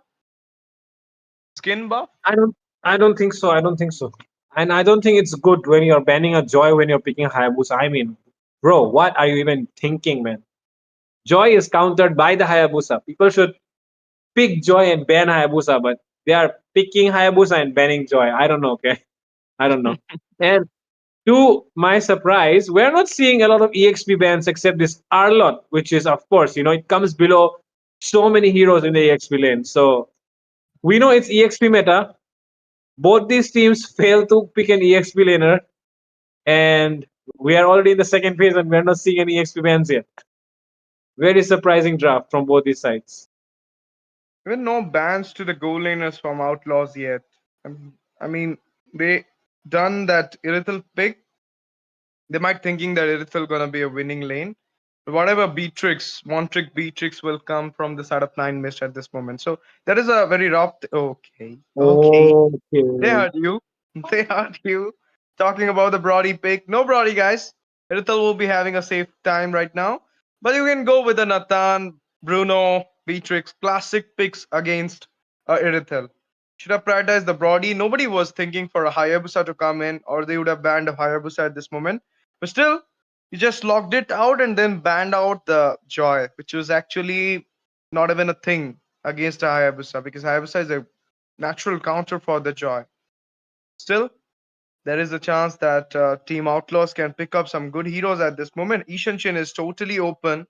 Hayabusa still being there, Ishanshin will actually be a prioritizing pick, but the nerf is here, guys, on the Ishanshin. He's not on now the broken meta, you can say. He can be counterable. Okay, they are going with the carry. Carry against Irithel. Early game, Irithel will have a lot of advantage. Yep, of course, early game Edithel will have a lot of advantage. Carry though, he also has a lot of burst, right? Can burst you down when you have those items even before you can try to escape. So yeah, carry, even though people say it's a DPS, I think it's like a burst DPS type. So yeah, both best of both kinds, you can say. On the other side though, now Outlaws are going to pick up two heroes. It's going to be EXP and the jungle EXP laner not yet picked. What is it going to be? Phobius, Gatot, Glue, Gatot already picked. Glue, Phobius, Arlo already picked here. I think the Glue and Phobius, yeah, those are the best choices. Let's go for the Phobius now. CC is Yeah. banned as well, though. It should be the Phobius. What do you think? Anything else? Anything else? Esmeralda can be a thing here if they wants to Ah, go for yeah, that yeah. drop. So But Esmeralda, Phobius, Lapu Lapu open, but I don't feel like Lapu Lapu will be a good pick. But Esmeralda will actually be a great pick oh, here if you see the I think damage. even the Badang could be a good pick here for the Irithel because otherwise, maybe because Farsa, it's kind of easy for the Irithel to play against Farsa. Hayabusa can lock him down, but if not Hayabusa, then who? Then there comes the Badang. So maybe the Badang is a good choice as well if you want to go for this, locking down the Irithel. Of course, of course. Let's see. I mean, a lot of options right now. Okay, they're going with Ooh, Esmeralda. Ash Okay, TV getting a everything lot of things right today. is everything is great from the side of Nine Mist, Fredo. But that carry pick is kind of a sus for me because I mean, Irithel is there. She can have the upper hand in the early game. She has a range over a carry's range. So I might say that if something upset happened in this first set, it's because of that carry pick over Irithel. I don't like it. It's a sus pick for me. Let's see. The draft is on. It's more over the execution. How they gonna execute the draft? If they gonna execute it properly with 100%, you can say gang potential or fighting potential, they can actually clinch up on the series. No, don't know. Exactly. So yeah, with that, we're about to head into the land of dawn. Outlaws versus Nine Mist. Just the first game of this best of three series, and of course, more to come. So yeah, this is the first one, and of course, the team which wins the first one always gets that momentum going. So, ladies and gentlemen, if you have not yet, thought about sharing the stream, might as well share it right now. Of course, 5 upon 5.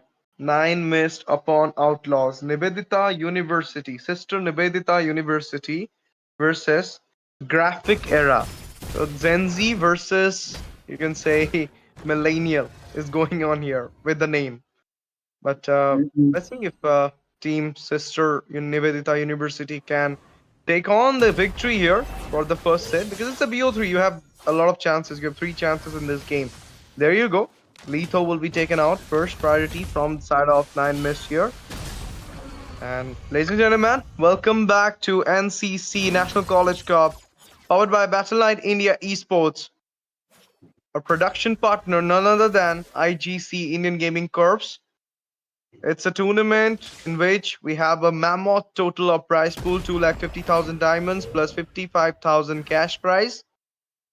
And the top 8 teams of this tournament will have a direct entry slot into the BO3 stage of NCC Winter. You heard me right. There will be 2 NCC, summer and winter. The summer phase is going on. Winter will be coming on soon.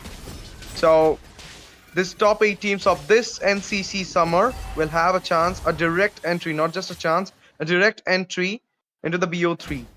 As well as those top 8 teams will have diamond support and they will be getting the tournament lobby access so that they can pull up some screens for themselves, post management room, everything like that. Now, let's see what's happening. LRS is going for a zone at this moment. Turtle already on for the side of 9 Miss because they are already starting that turtle dance here. Let's see, we'll be taking it. Minotaur managed to take a first blood. Claw still on the turtle. Roamer with a hidden retreat there. Okay. Lucas just entered the team fight. Clinched a double kill for himself. Can it be a triple? No. Kagura managed to take it away onto the Esmeralda. 4-0 with a turtle. What a start for Outlaws. What a great start here for Outlaws. 9 missed. Pull off a good draft, but not enough, I guess. Yeah. The first one, though, that was a very, very nice one from LRS and Cleopatra. That combination of the Minotaurs, the Spear Stomp along with the Umbrella coming in as well with the stun, the complete combo onto the Hayabusa. Reaper completely caught off guard there by the Minotaur. But now, though, they're going for a gank, looking for their goal laner. Whoa, Cleopatra! Once again, the Kagura is dominating the Farsa. And to goodness, the Irithel walks up right to its death, but somehow it survives. LRS, does he want to go for a re-engage? If I'm not wrong, Cleopatra is a Egyptian queen or a Roman queen name? It's a Egyptian queen name. Yeah. Oh, no. Yeah, it's the Egyptian queen, yeah. Egyptian Queen, yeah. Egyptian Queen name, and she's just playing like a queen at this moment. Look at that! The beast onto the firm right now. Killing spree onto the Gatot Kacha. There is a little bit of glitch going on here. I don't know what is happening, but in the meantime, heavy crossbow comes in. Flicker comes up for the Irithil. There you go. Carry just got down. I mean, can you just believe? Turtle, 2 kills, 203 KDA, and he's the Minotaur. Whoa. Esmeralda right now having a trapping moment. Hayabusa goes in, but will be taken out. It's a killing spree for the Cleopatra. There you go, guys. I mean, this queen is not being taken out. Okay, the queen taker is here. It's a shutdown by Mandar. And of course, you know, the Parsa gets its revenge. They're trying to take down this. What? Gatot just AOG'd his way out of there, but the carry will get stuck. Pajama Boy will get taken down here. And now they're going for his red buff invade because the Hayabusa seems to be arriving for his red buff. But they want to go for his Gatot Kacha instead. Tang goes back. That's not a good thing. I don't know why Tang didn't even try to make sure that carry will be safe. But he makes sure that he will be safe at the moment. And this is what you're like prioritizing yourself over the laner. But now Cleopatra, she's in a very bad position. Got a heal from the Minotaur. Will be taken out with the Ugi Shadow kill coming on by this Hayabusa. Grab just got on into the mark right now. 3 members coming in. Minotaur with the Minoyan Fury. 3 members caught off guard. Oh my goodness, the blast coming in. It's a double for the Lucas. And in the meantime, Persa managed to goes back in the safer zone. Carry coming in with the resurrection. But the mid tier will be false down. Wow, that was a very good engage from the Lucas and the Minotaur. LRS is doing a phenomenal job here with those setups. And Meister Jack might be in some trouble here. If he just hit that Amitoj once more, then of course that vengeance would have killed him. So very lucky there, Mr. Jack.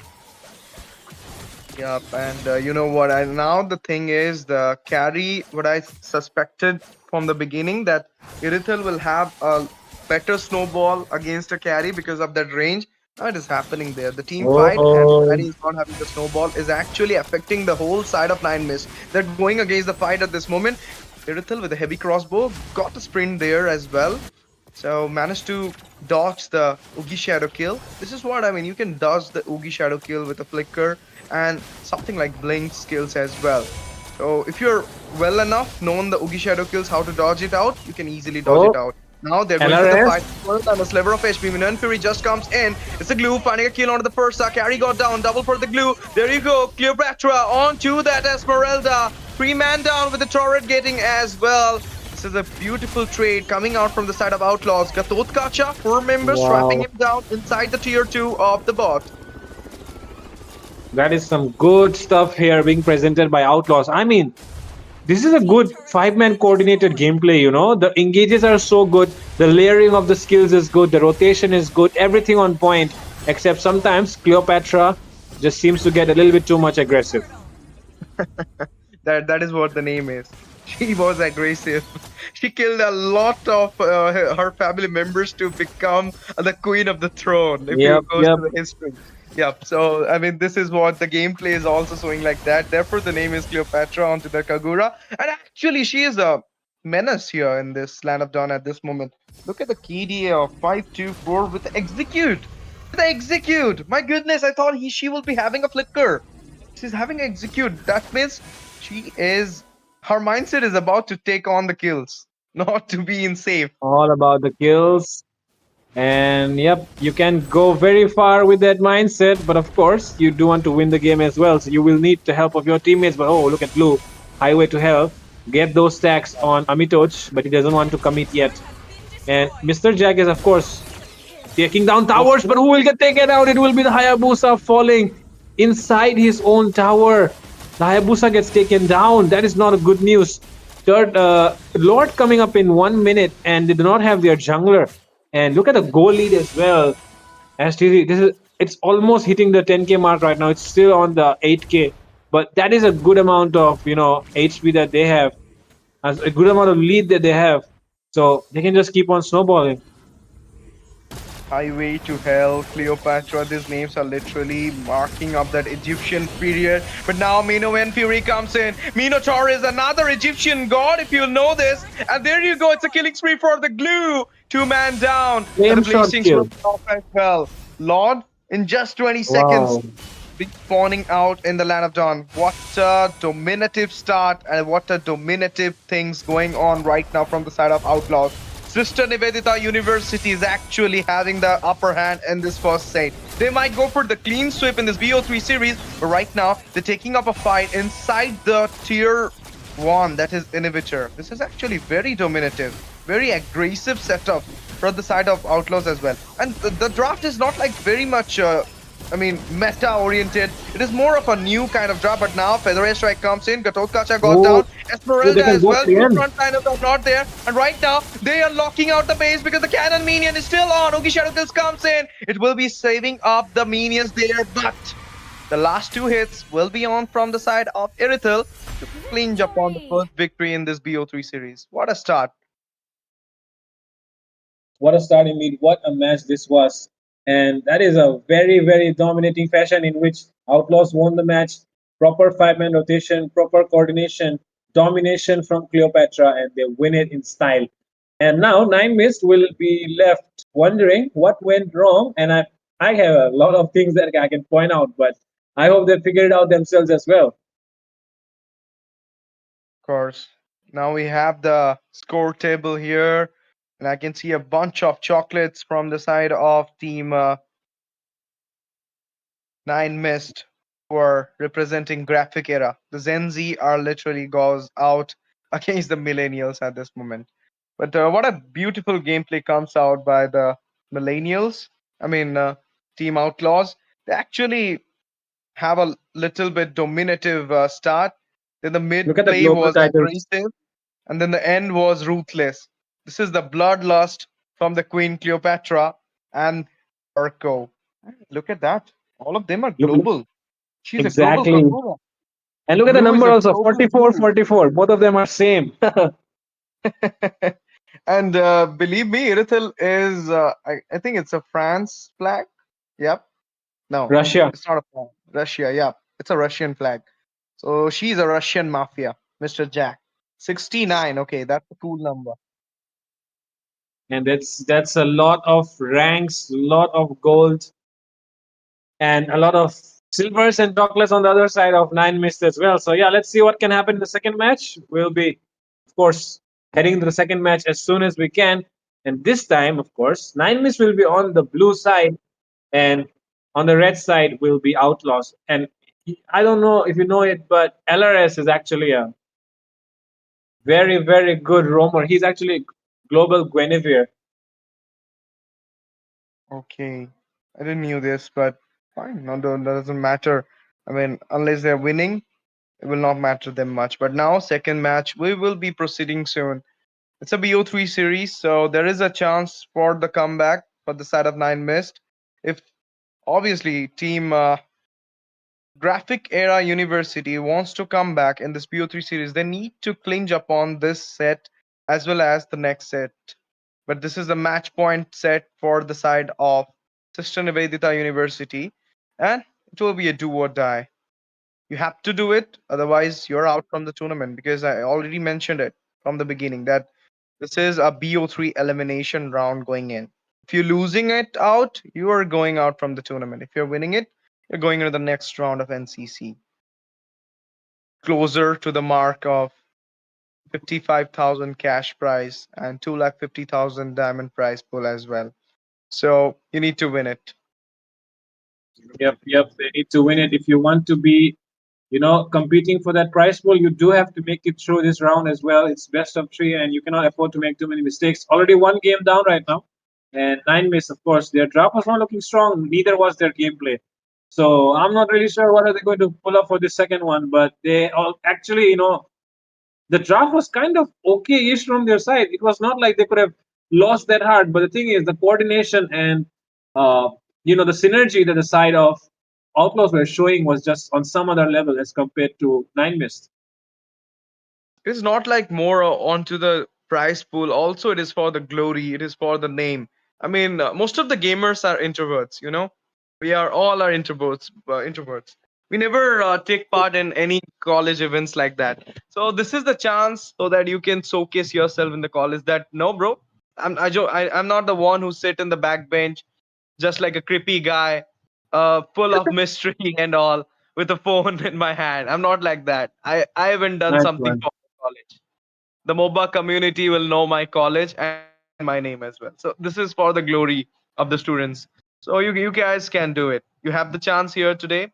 So just go and grind as much as you can and take on the button, take on the victory as well. Yep, there are some big names in these tournaments. LCF is playing. Revamp Tartarus is playing. Actually, two Tartarus is playing there. I mean, hop hop, but it's totally fine. It's totally fine. Now it's time. It's time for the second game. Are we going into the second game production? Yep, we'll be heading into the second game, yeah, without a break. That is probably what happens. But if it is not going to happen, Hero, you can tell it in time, okay? Yeah, we can actually take a break if you have having some issues there, technical glitch. I don't think there would be some still. Yep. There does not seem to be any communication yet, so yeah, we'll still hold it for a while. But yeah, talking about the BO2, right? I mean, best of three series.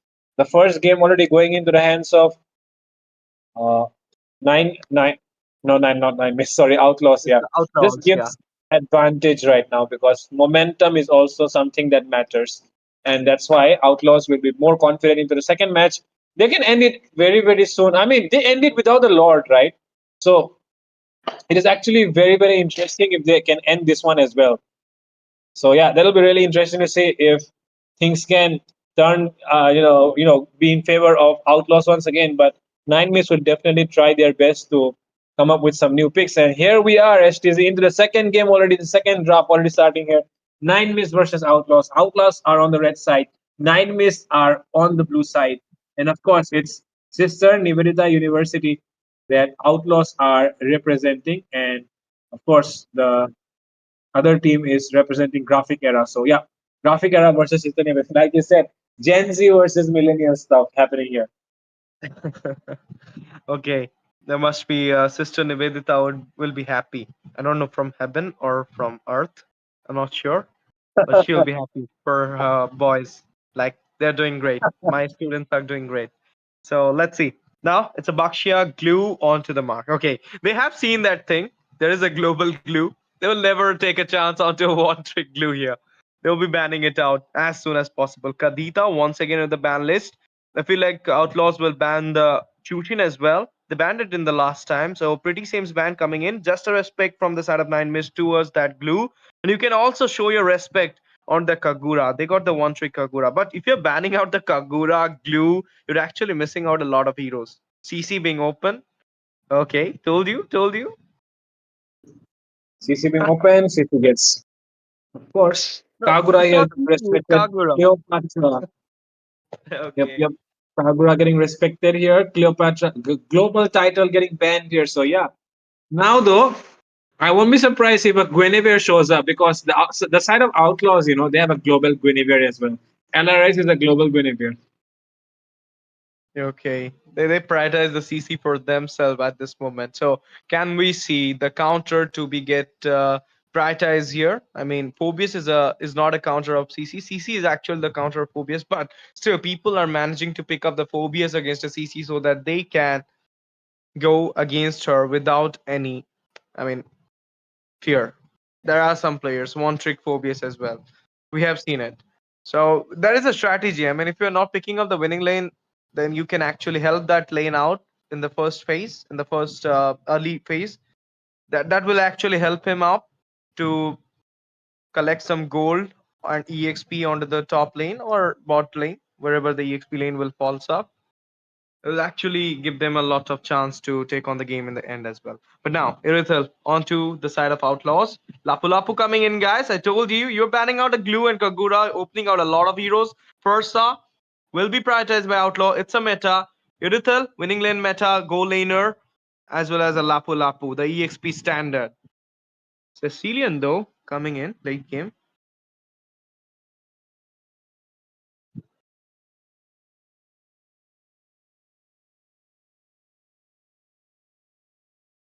I can't hear you, Fredo. Fredo, you're Oh, I'm mute. really sorry. I forgot to turn on my mic. Sorry, sorry. So yeah, this the side of Nine Miss, they have a CC, they have a Sicilian, they have a Gatotkacha. Sicilian is good at lane clearing, and so is Gatotkacha.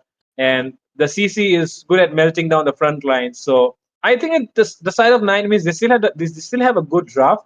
There is not really, of course the side of Outlaws is just better with their draft right now, but Nine Miss can still pull it off. Of course, in the late game, they do have a good lane clear, so it won't be easy for Outlaws to try and end the game. So if they do commit mistakes by going in heavily, throwing numbers in their backlines, I think things can turn around here for Nine Miss. So, yep, it will really depend on how the Sicilian plays out. But we all know what Cleopatra did last game, so Sicilian should not be expecting anything easy in this match as well. Of course, this is the thing. I mean, you are talking about the Kagura priorities pick, a one-trick Kagura player, but if she's so good with the Kagura, she can be pull up that Persa as well. But look at that. They just took out the Minotaur from the hand of Nine Mist at this moment. Okay, they took the Gatotkacha. These guys took the Minotaur away. This is actually a trade they did with the Roamers right now. The last two picks from Nine Mist. I hope they'll come up with a good assassin this time. Hayabusa, Joy, both are in the ban list. Lancelot as well. Ishan Shin is open right now. Bakshia as well, banned. Fedrin, Ishan Shin, Nolan. Even Suyu is open, so you can go for the Suyu. Even I Yep. mean, if you're having a one trick there, Ooh. okay, you're going with Alpha. Alpha And we jungler. go for I'll never Ranger as recommend at well. this moment. Yeah, I mean, Cringer I against told Doolittle. you, I told you that we might be seeing new picks, right? I saw like when you said the Matilda Fredrin thing. I tell the Alpha is something that used to be a very good combination with the Matilda, but because of the nerf, it has fallen off. But this game, Nine missed. They're trying something new. I hope it works out for them. But well, they picked up a Granger up against a Editor, which is not the best. But now, Outlaws are going for an Amon Hyper, and Amon is not Amo. good against this matchup because how will you go into the back line? I mean, man, this is not looking good here. Yeah, he can melt the Okay. Alpha, but if you think about who will take care of the Sicilian and the Granger, then the answer is not Amon because Amon is not a hero that can dive into the back line alone. I'll actually not say that he will actually melt out the alpha there. With the Oracle new setup build for the alpha, I feel like he can actually counter him down there. But Fredo, okay, before I ask you this question, welcome back into the land of John, guys. Here we are for the second game of tonight, and this is the second set of this second BO3 between Team 9 Mist representing Graphic Era versus Team Outlaws representing Sister Nivedita University. The first game went to Outlaws, that is Sister Nivedita University, are having the lead right now in this BO3. So this is their match point game. If they wins, they will clinch upon the series with a clean sweep against Nine Mist and will be proceeding towards the next round. And if Nine Mist obviously wins, then we're gonna see the third game decider, which Heavens always wanted. So let's see what will happen before I proceed to, talk about the game. Fredo, you have been coaching a lot of teams. This is my question to you: that is it a good thing to reveal all of your term cards, your golden term cards in the first game? I mean, you know that they will ban it out in the BO3 game. Is it a good thing? I mean, I don't know how to answer that question.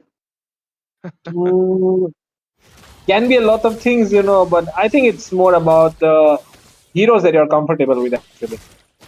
That Yeah, is also a look. factor. Yeah, I was saying that you should have taken only the Kagura, and Glue would have been coming into the second game. That's what my question is. I mean, you just revealed it out. So right now they just banned it in the second game. This is what BO3 is. I mean, you're revealing the draft. They might be knowing Yeah, yeah. your one trick plays. They will ban it out. I mean, you will be winning surely if you're taking it out. But right now, fights coming in the mid lane. I'm on with the ultimate there. Ooh. So execution happened on the mid laner. It's the first blood, and there you go. Feather Airstrike comes in. Alpha securing the turtle there, but the Feather Airstrike will be busting him down as well. CC comes in for the fight. Vengeance popped up. CC is right now in a sliver of HP. Will be taken down by the Minotaur.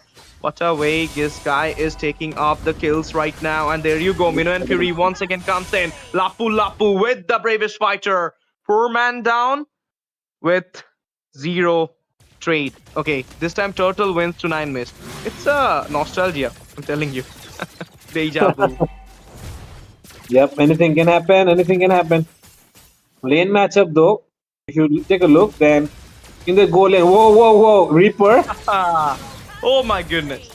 Look at the Fatsa. The damage, the burst. It's totally 5-0. I mean, this is just the replica of the last game, and now look at the Minotaur melting down. Okay, Pajama boy, can you be there? Okay, he managed to take out a double onto the Mino and the Iruthal. Forza wins in. Can he burst him down? No. As you take a look at the Alpha and the Granger, they have actually exchanged roles. Okay, yeah. Pajama boy was... Yeah, he was playing the gold lane. Now he's the jungler, and Reaper is playing the gold lane. I mean, that's like Keyboy switching with Savero. That's like Kella and King Kong swapping roles. I've seen fans going for the Roger jungle, Keyboy with Angela. King Kong with Angela as well. But now Granger got down by Amon off cam there. Into the EXP, there is a potential gang coming in as well. But Lapu will play safe here. River spawn, that means it's the time for the turtle, and Alpha is kind of going to sneak peek at the blue buff. Amon comes in. Got a look there that Alpha is just taking away the buff from his hand, from his face, in front of his face. And now, there is Ricky still saved up by the Alpha. Do you think he's gonna contest for the turtle? I don't think so. Yep, I don't think he should want to contest for it. But I mean, I won't be surprised if he goes in as well. Anything can happen right now. They do need to take risk. Whoa, Almondo, he will be the one taking it away. And now, Mr. Jack might be in some trouble. And look at Abhi into the backline. It's all alone. He might get taken down here. Feather Strike lands on him. Cleopatra, the queen, secures the kill. And now, they want to go in for his blue buff invade. Pajama Boy, does he have the retribution? He does not. But he still gets that blue buff. I mean, you have been thinking, people have been thinking at this point that they got the Gatotkacha only, but still Cleopatra went for that Purify. You know why? Because I feel like she doesn't want to get into a trap. She could have goes for that flicker, but the Purify is more of the safe, and she know that the burst is real, that the bloodlust she is having, the kills she is prioritizing will actually effective with the Purify spell. So this is actually a best mindset for a mid laner. I mean, I'll look after her or him throughout the tournament if she qualifies in this match into the next round. Well, actually a good thing for me. But now, Feather Airstrike, killing spree onto the Sicilian there by the Amon. What a start from Outlaws this time as well. 8-2. They're kind of gonna have a clean sweep, I feel so. And the farm difference is also pretty decent right now. Sitting at 3k goal lead right now. Outlaws. Pretty comfortable cushion that they have established already. Good lead. Pajama Boy though, he was the goal laner. Now he's the jungler. This change of roles that they've decided to go for, because of course, desperate time needs desperate measures. And that is exactly what 9miss are doing right now. They have went for switching roles. They've picked up heroes that have completely left the meta, like the Alpha. Even the Granger does not show up too many times these days, unless of course there is a easy pickings. But this game is not easy at all because Outlaws are making it really difficult for them. Let's see though if this pick works out for them. The switching roles and everything new that they're trying in this match. Of course, like I said, this could be their last chance at the NCC. Ooh. Did he got the kill there? No, CC managed to escape back. Alpha got down at this moment. They are punishing him for taking out the buff in the early game. Gatotkacha though, Abhi running out there. Okay, this Abhi is not from the LCF Abhi. Otherwise, you would have been into the mid lane. But there you go. The turtle dance already started. The third turtle will be a free turtle for the side of Outlaws. They do miss the first one. Otherwise, everything was same, just like the previous game. 4-0. Whoa, Reaper. Okay, Reaper right now. Oh my goodness, mega kill for the Amon. Is he? I mean, this guy Lomom. Is he a one-trick Amon? I don't know. AOG comes up. Look at that. I told you the Purify is for this only. My goodness, that is a very good escape here that comes in. Like you said, the Purify is just because there is a Gatot Kacha in the enemy side. And that is why Cleopatra is still on 0 deaths. 305 is the KDA. Even Highway to Hell is on 0 deaths. Completely dominating, even if there's a CC on the other side.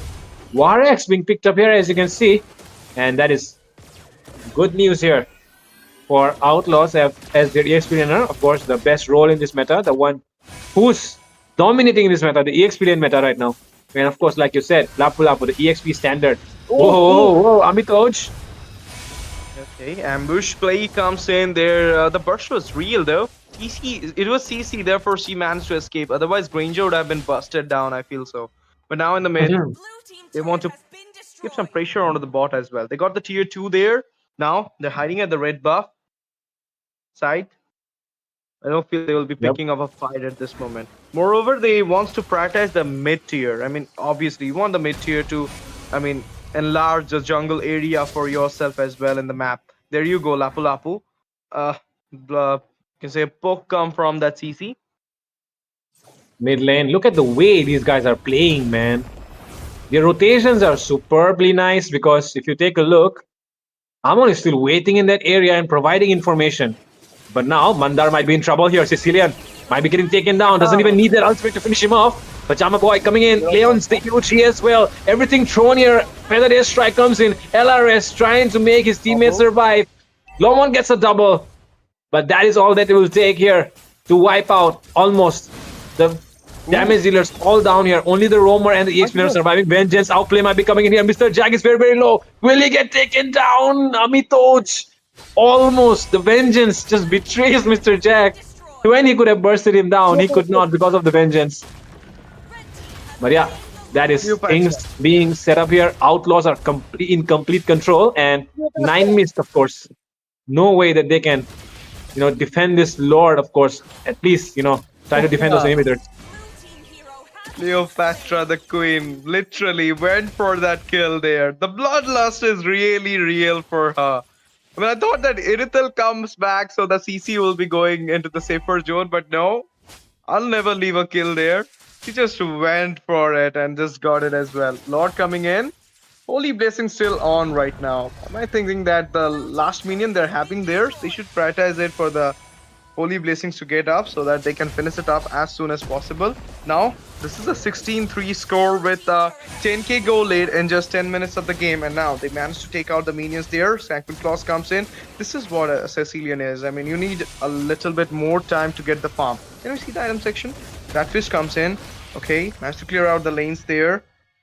It's like I want to see the, stack as well onto the Sicilian, how much it is. Because, I mean, that you need a lot more time to just come back into the game. Lord infiltrating into the inhibitor. Bravest Fighter comes in. Feather Airstrike for the Mega Kill will be secured by the Lapu Lapu onto the Alpha right now. Look at the damage from the heavy crossbow there. Sanguine Claws once again. Nobody got caught up there. But the minions entering into the inhibitor will be making sure that they will be falling out those bot inhibitor at this moment. In the meantime, Death Sonata comes in. They managed to clear out the waves at this point. Okay, the more waves to come, but it's like they will be in the hull. Yep, and that was, of course, one inhibitor down on the hands of 9 missed. So yeah, the bottom side will remain open. They need to be more careful about the super minions that will be marching in. And as you can see on the screen, enemy super minion mobilize. The notification says itself. Oh, Highway to Hell. That engage was unnecessary. Okay, once again, they're engaging at this point, but it's a bluff. They managed to escape back. It's like they have the level gap here. So they know that if they were going for the fight, they will actually not lose anything. They have the damage into the hand as well. Can we see the item section? I really want to see it for the Sicilian at this moment. I mean, what build he is trying to opt. Yep. It would be nice to take a look at that. And if it comes up, I'll tell you, Ashley. But for now, let's just take a look at what we can and try to figure out how to... Oh, okay, look at that. Wishing Lantern comes up. Whoa. Who is in trouble Adapter right now? side. Amitoj here. Feather Strike lands on him, takes 2 shots. He has the Athena, I see. So look at the way they're respecting Cleopatra's damage right now. Amitoj already builds up an Athena. And of course, they do have the Ammon as well. So Athena does make more sense here. But if we can, and I already saw Mr. Jack picking up the Malefic gun as well. So Outlaws are actually very, very farmed, and they are probably at least one item ahead. I know, of course, at least unless for the Minotaur, except for the Minotaur, I think every single member on the side of Outlaws is probably one item ahead of their counterparts in the enemy side. So 9 miss here are, of course, in a very, very tight spot. Outlaws are in complete control. Outlaws, though, the only thing that they have to do right now is have that good lane sync. If they cannot have that good lane sync, then the enemy has a good lane clear. So if they clear it, then they can defend their base. So right now, they have to be really careful. Look at the lane sync, though, this time around. It's much, much better. Can they end it? Let's see, the lensing is actually good. Sanguine Claws connected, Batfish comes in as well, but they managed to take out the resources before the Lord enters, and now Feather Airstrike comes in for the zone at this point, bursting down a little bit. Heavy crossbow there, going into the back line at this moment. They managed to divert the Lord way, and there you go. It's a killing spree for the Irithel, killing spree for the Ammon as well onto the Alpha. 2 members are down at this moment. Gatot Kacha forced out, 2 goes against the 4 members and will be taken out as well. A slaughtered happened there. Rhapsody comes in, Death Sonata as well. Ammon still, getting a regen at this moment, locking out the base. 2 people goes back down there. It's a clean sweep from the side of Team Outlaws from What Sister a game. Nivedita University.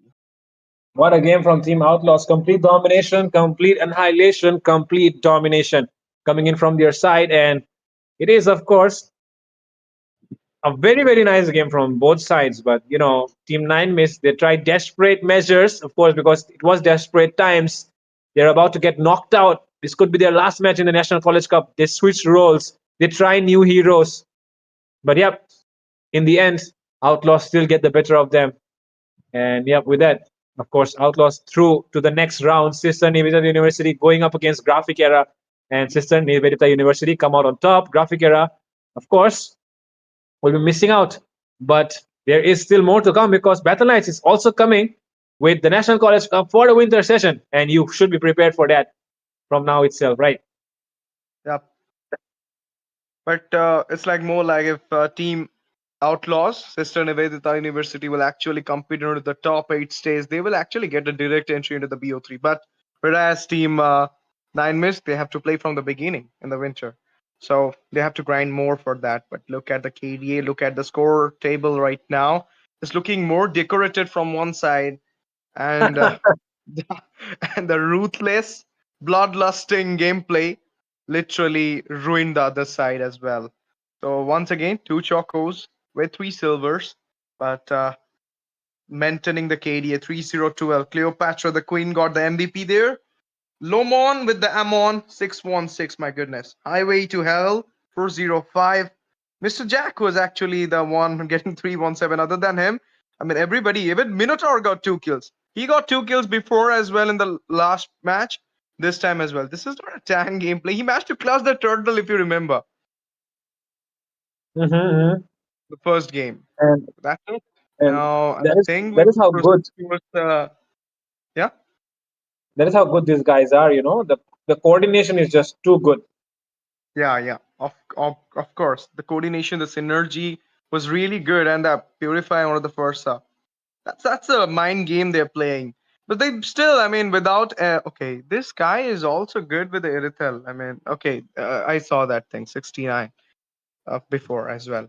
So it's like, I mean, they revealed their draft, they revealed their one trick, but still managed to clinch upon the series with a 2-0 victory. Congratulations, Team Outlaws, Sister Nivedita University, for emerging into the next round of NCC. That will be the round of 32. Now, can we go for the spin the wheel? I feel like there will be spin the wheel, no? Yep, Or no? yep, there will be. There will be spin the wheel, of course, and we'll get. Are we going to take 3 this time? I don't know. Are we going to take 3 this time? Let me just take a look and confirm one. Go for a break. Rac- Okay, then. We'll be going for a break, ladies and gentlemen. So yeah, don't go anywhere because one more match still left. One more BO3 coming up. One more entertaining session at the Battleknights India YouTube channel. Of course, it's National College Cup. This is me, Fredo. Alongside me is STZ. And yep, I will not be back, but STZ will be back with Ray. And you know how much action and entertainment these two guys can bring. And of course, this is Battleknights India with the National College Cup, powered by IGC. We'll be back after a short break, ladies and gentlemen.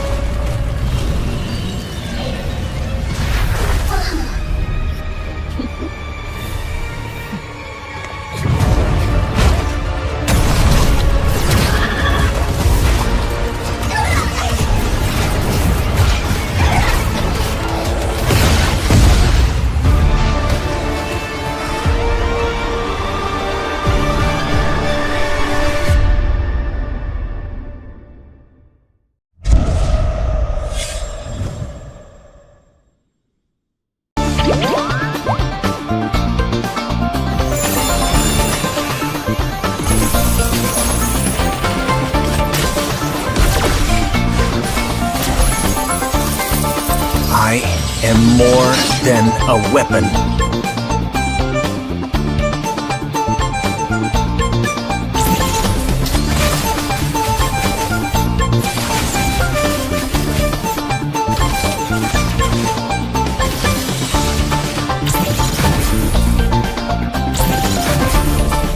What for?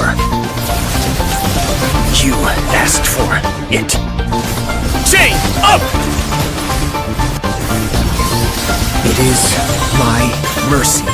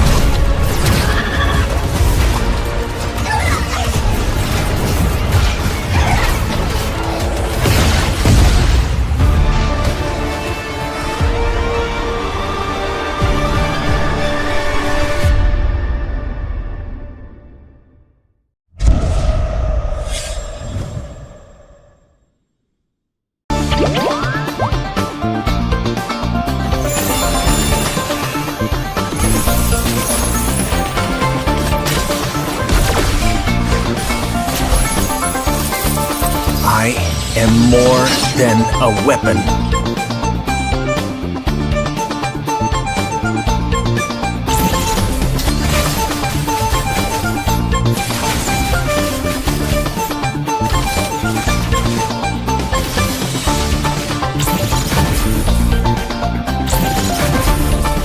What for? You asked for it. Chain up! It is my mercy.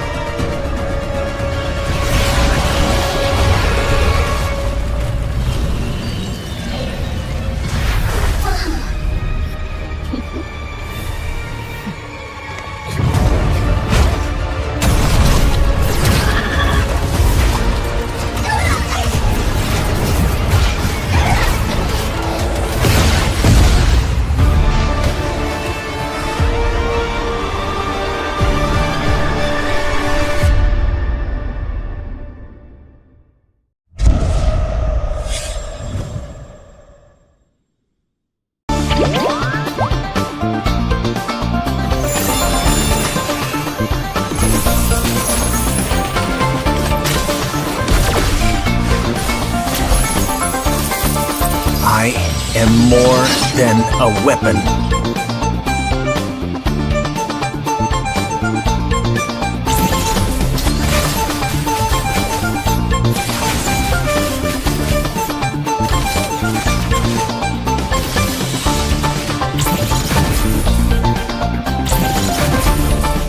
What for?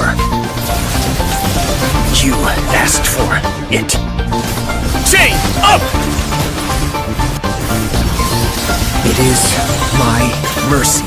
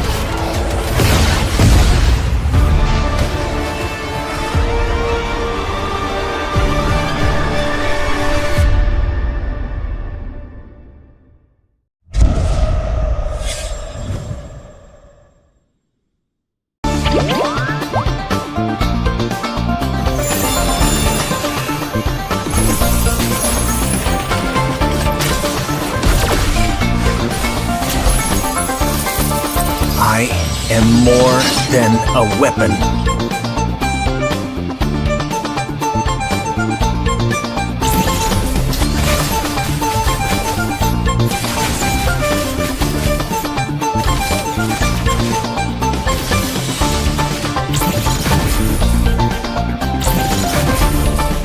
What for? You asked for it. Chain up! It is my mercy.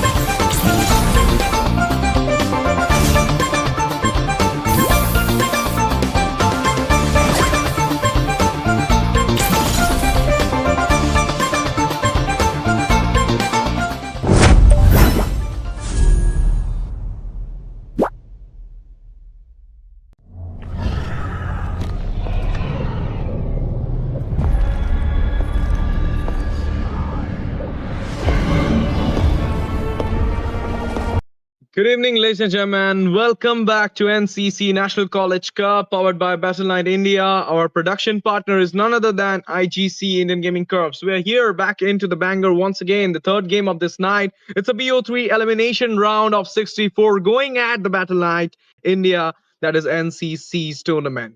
Obviously, this match is between Team SDS International representing USTM versus SBI representing NIT Arunachal Pradesh, National Institute of Technology Arunachal Pradesh versus USTM, University of Technology Meghalaya.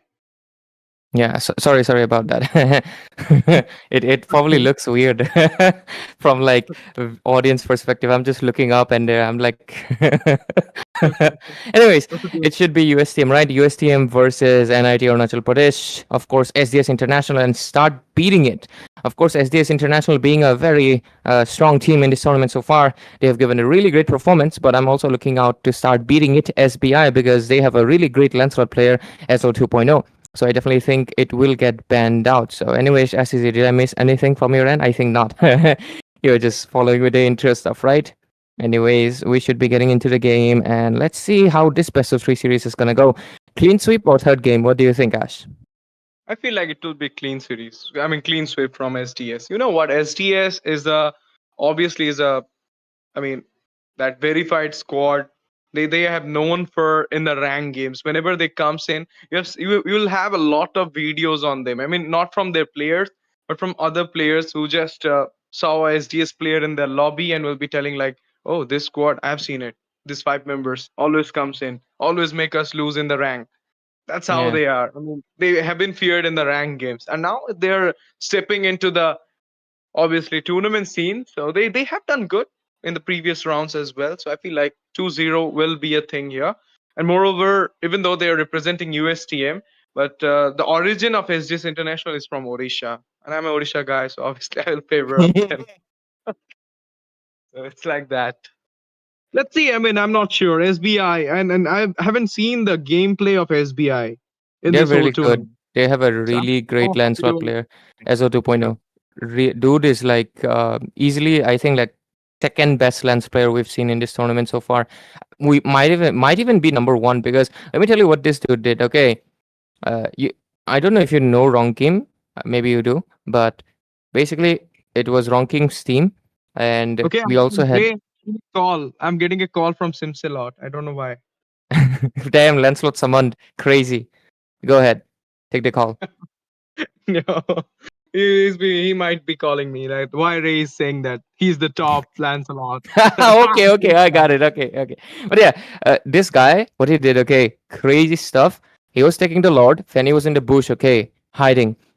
Okay. And this guy straight up execute triangle and took down the Fanny in the bush. Fanny did not even get the chance to cable. That was crazy. Like that's the amount of map sense he had. Like he knew there's someone hiding here. Like let me just take you out, and he did. That is just insane. That's the first time I've actually seen someone do that. Some might even call it hacks, but I think it was just obvious. I would say it was obvious map prediction because you see, rest of the 4 members they were all visible on the map. So he realized, oh, definitely Fanny's hiding here. You know when there's the Lord, which bush people hide? This one, left one for the retribution seal. So I think it's just a good game sense, man. So great job. I love when players get accused of like hacks and stuff because they're just good at it. Anyways, anyway, different regarding that. Right now, NIT Arunachal Pradesh and SDS International from USTM, both of them Institute of Technology and stuff, right? Science and stuff. But let's see what draft they can pull up. So far, 1-1 and CC Ben. Last game was very dominating though. It was complete clean sweep. So hoping for a little bit different this time around. And oh my god, is my camera mirrored out, guys? Wow, my right hand is actually appearing on the right for your screen. Makes it easy. Anyways, Ash, any predictions for the bans and draft? Because of course you know SDS better than me, man. So I feel like this is not the real lineup from SDS International. A different lineup is playing, so I don't even know them properly as well. But the only thing I know about SBI is my bank account. I It's goes not my there. bank. I'm Axis Bank, and I have a lot of debt.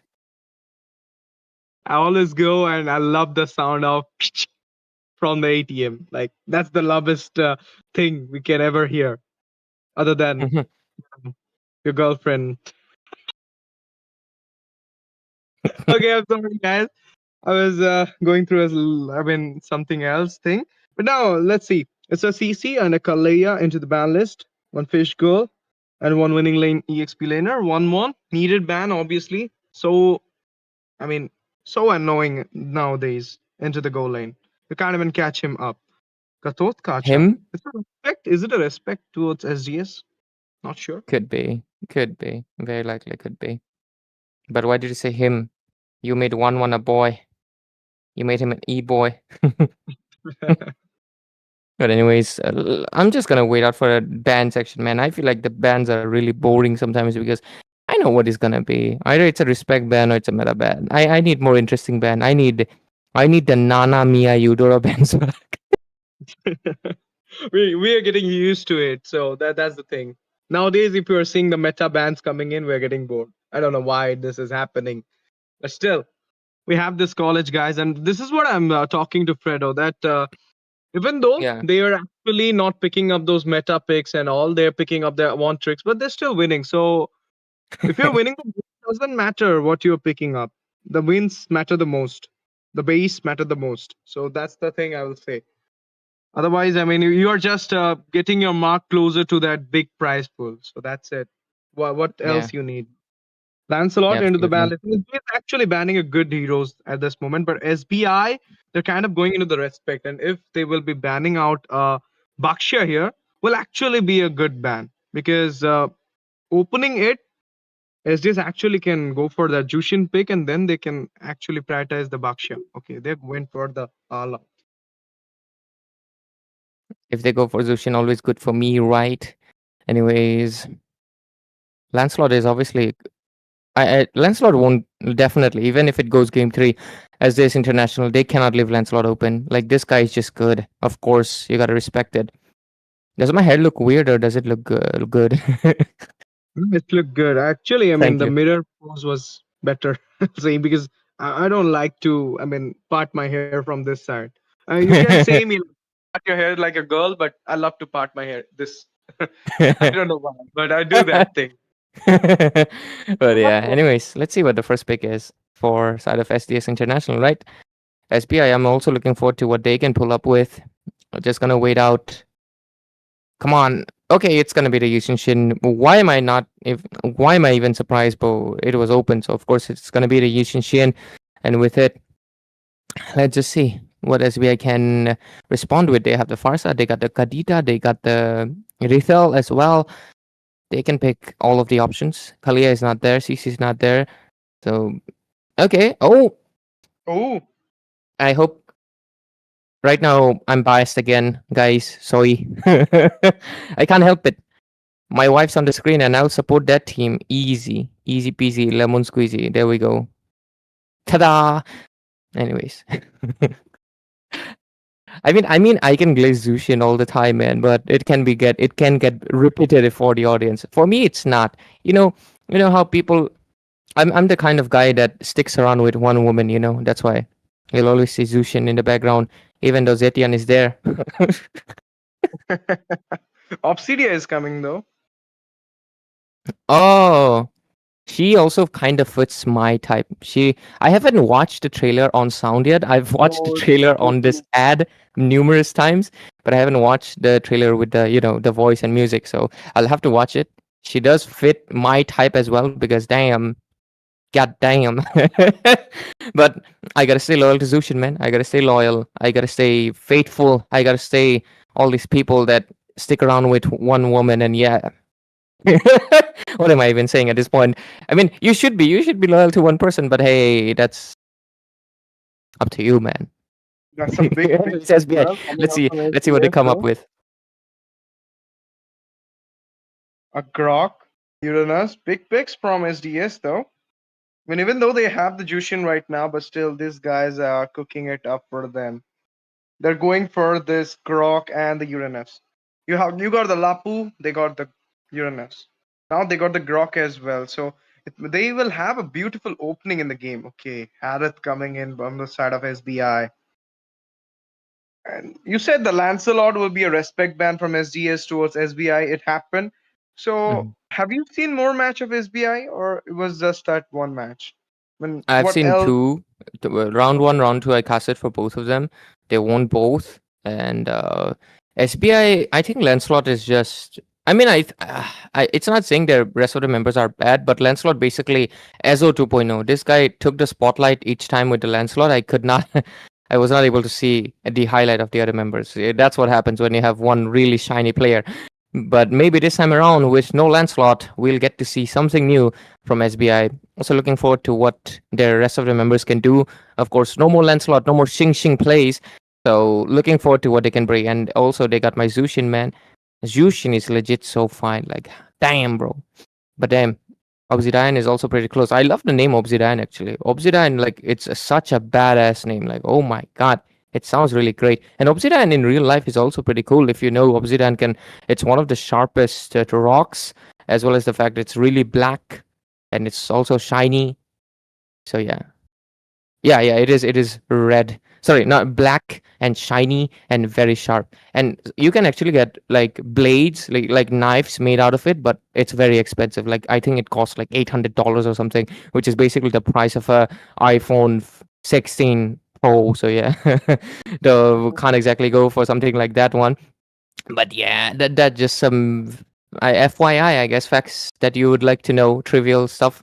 But with it, SBI going with a really interesting bands. I like this. I like this. I like when we go beyond what's meta and what's like really prioritized most of the time. And I feel like this is respect bands coming in. They really want to make sure that Ruby gold lane does not happen with the Yishin Shin. Neither does a Lunox mid lane, right? Good bands from SBI. They've done their research. Man, I kind of feel bad when these kind of teams get knocked out because they are like very good potential teams. But at the same time, let's see how good they can fare up against SDS International, who have banned basically all three potential jungles except for the Exborg and Fredrin. Of course, the last ban was onto the Bakshia, Hayabusa, Lancelot. Three people are out of the scenario right now. Three big junglers. Fedrin is the only option, as you mentioned. But against the Ishan Shin, I don't think so. It will be a good option. Melt. Easy melted. He's just down. He gets lost. Generally, Fredrin is so squishy. I generally think he needs another defense buff to like really get into the meta. He still works if you can snowball, if you have a healer. It still works, but it's also at the same time you can always make a comeback. They go for the high loss, still waiting for a safe option. I think they just want to see. I think yeah, Ezo, since he doesn't have a signature pick, he's just waiting for SDS Internationals, all of the picks to be revealed, and they'll most likely just go for that one. Let's see. Let's see what will happen. Of course, and one good thing about my throat is that I got Ash TZ. He'll handle the play-by-play, man. And I'll be able to stick to analysis a little bit more laid back. But of course, I'll try to match your energy, man. I can't be at 20% while you're at 120.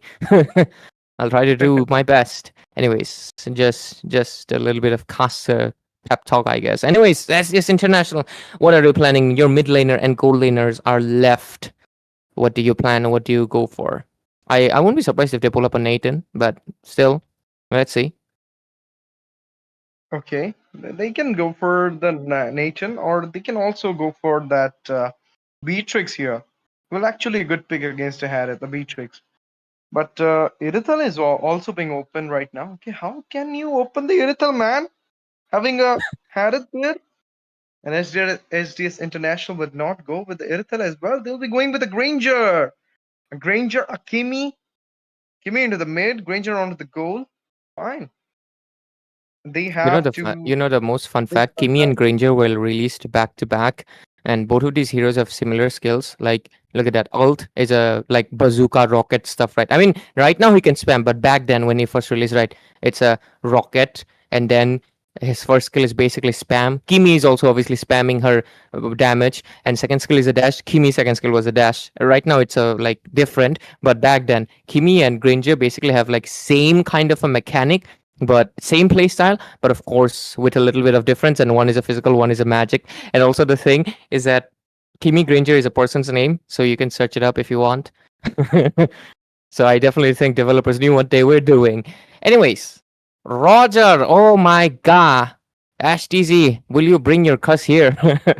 Because Ash, will you bring your curse here tonight? Because there's a Roger pick, and SBI, their draft was looking good until this Roger pick, man. Because I'm not sure how this wolf will go against people with bullets and rockets and bows and arrows and stuff, man. That is actually a picky one. I mean, the wolf against all those throwing items, you can say. How will he hunt when he's the one most likely gonna get hunted, Because, damn. Anyways, ladies and gentlemen, welcome to, of course, the last best of 3 series of the match of course, the evening, as we get into SBI from NIT Arunachal Pradesh and SDS International representing USTM, even they're from Mauritius. Anyways, with it, let's see how this game is gonna go. Obviously, intercasting this myself, Ray, and I'm joined by none other than my boy Ash TZ, obviously taking that play-by-play role. And with it, let's see what this game is entailing for us so far. Yep, let me look at the name. Azure 2.0 on Roger, Lion Sin on Lapu, Krolo on that Harith, Cloud. Okay, I'm not sure if the mid laner is the same or he just changed the IGN. But anyways, Unique on the roam. On the other side, of course, we know Sai, Kai, Sid, Lukam, and Cody. Okay, all of them are set at this moment, and in the meantime, in the mid, there is a little bit skirmish going on from the side of SBI. Okay, I thought for 2-0, but now looking at the draft and the execution, I feel like it will not be a 2-0. We'll be sitting here till 11:30, I feel so. Before that, Unique comes in zone at this moment, and I feel like, okay, what the Lapu Lapu is doing there? I mean, the Roger and the Lapu Lapu. The Lapu Lapu is kind of baiting himself up. He knows that all of them are here. They can go for the potential gank. So moreover, he is baiting himself. Ishanshin joined the fight as well. The walls come in. It would be an obstruct. Mountain Shocker just got released there. It's the first blood being concluded by the Grok. And they will be getting a double as well, I feel so. Okay, no, is the Roger going in with the leak and pounds there. Managed to take down Grok. 1-for-1. Roamer for Roamer. Rhapsody comes. Not Rhapsody. It's actually the bullets from the Kimi. It's actually, I mean, this skin is actually the... You have seen the Granger Starlight? Yeah. It's kind of same. Yeah, exactly. It is. Now you're not going for the rate there. And it's a sliver of HP. The Roger is running down, but will not have a fun to escape there. Uranus finds a kill onto him. Kimi got down in the mean moment. We can see that the Crimson Bacon was on. Glorious Pathway popped up. It's a kill onto the Grog. This is a brawl server right now going in. A lot of skirmishes happen there, favoring out Team SBI at this moment. There you go. Uranus running back with a little bit of regen onto himself. He will be safe at this point. But I think it's a 3-4. Roger, Roger has to play like Yishinshin. Like, don't fight. Just farm. Because if he tries to fight, Roger is really weak. He can't exactly do anything. His team is actually really strong. Zushin, Lapu Lapu, and Hylos can handle the team fights, as well as the Harith. So if SBI is actually smart, they can just let Roger go for the Yushinshin playstyle. But let's see. Oh, Grok coming in. Okay, the bravest fighter as well. Ishanshin got down there. Look at the Zaman Force popped up. Double for the Lapu. And the Grok will be taken down. Uranus gave a good rotation, but it was too late for him to come in. Because before he comes in, Lapu Lapu just finishes the work. Man, I should become a coach and get paid for this. I shouldn't say these advices for free, man. But anyways, Ash, actually, bringing up that Granger skin point. Remember Balmont Starlight? Remember Yuzhong Starlight? Biohazard? Yeah, it's all the same. I think they wanted to make a theme of these starlets. You know, they're all green. They're all nuclear waste theme. Yeah, I think they wanted to make a series. Just like how we also had, like for a while, we had circus theme skin. Remember, CC Circus Girl. Exborg was also pink, and I think Zushin also kind of pink. So yeah. Anyways, oh, Zushin almost had to use that flicker out of their cloud. Still gonna be all okay. 2-4-5 score, and SBI leading a little bit, but I would definitely say still play it safe. Don't get too So cocky. like they have a series. Hayabusa Brody is also there. Yeah, absolutely that too. Yeah, Hayabusa is also elite skin. Yeah, it's also like green. There's a lot Not of the green elephant, the things. Starlight as well. The Starlight was something like Bio, I remember. Yeah. So it's a thing, or maybe developers doesn't have a lot of elements. I'm not Shots picking fired. them up. I'm just saying you. I mean, Matilda, Florian Collector, Matilda Limited Epic, same. Gatotkacha Starlight, Lapu Lapu Starlight, same. Not the Starlight, Lapu Lapu Collector actually, or something like that. I don't remember. The elements are kind of same, pretty same. But now the fights comes in. Monsters, oh, Mountain Chocker there. Glorious Pathway popped up. In the meantime, we can see the Crimson Bacon comes in. Oh my goodness. This is a skirmish right now, being picked up by the side of SBI. The Kimmy is brushing down from the behind as the Granger taking up the kill there. Jushin managed to take out the Kimmy there and going on to the Granger and the Uranus. He'll be backing off. Free Turtle once again coming in for the side of SBI. SBI is actually doing great in this game. Absolutely. It's just going really, really great. Even though Ezo did not get his signature pick, his team's got his back. And with it, it might be an issue. But still, SDS International being a team with a lot of experience, I wouldn't take it. Anytime they can make a comeback because, of course, they have 3 marksmen, bro. Like, if this game goes late, this is basically Harriet's whole responsibility. And look at that, having the obviously advantage of the marksman, they're able to push, get a little bit of a macro on the top lane. 3-4-6 score still, but bottom lane trying to get competition as well. Top lane, Ezo makes the mistake, and tier 2 will also most likely fall. They trade off the jungler again. Okay, that was a good thing. I mean, you got the tier, then you got the Roger as well, but from the behind on the bot, they managed to take 1 tier and 1 man. No man actually. So it is actually a good trade coming out from SDS International. Crimson Bacon on. A lot of damage from the Granger. Shutdown will also happen to him as well. It's an instant redemption comes in by the Harith. SBI with a 7-5 score, still leading the way in the micro as well as the macro. Absolutely. And right now with it, it's going to be interesting if SBI immediately are right now going to be losing of course, the lead that they made. And I would definitely dislike that, of course, right? Because it would be kind of sad that my Zushin is losing, man.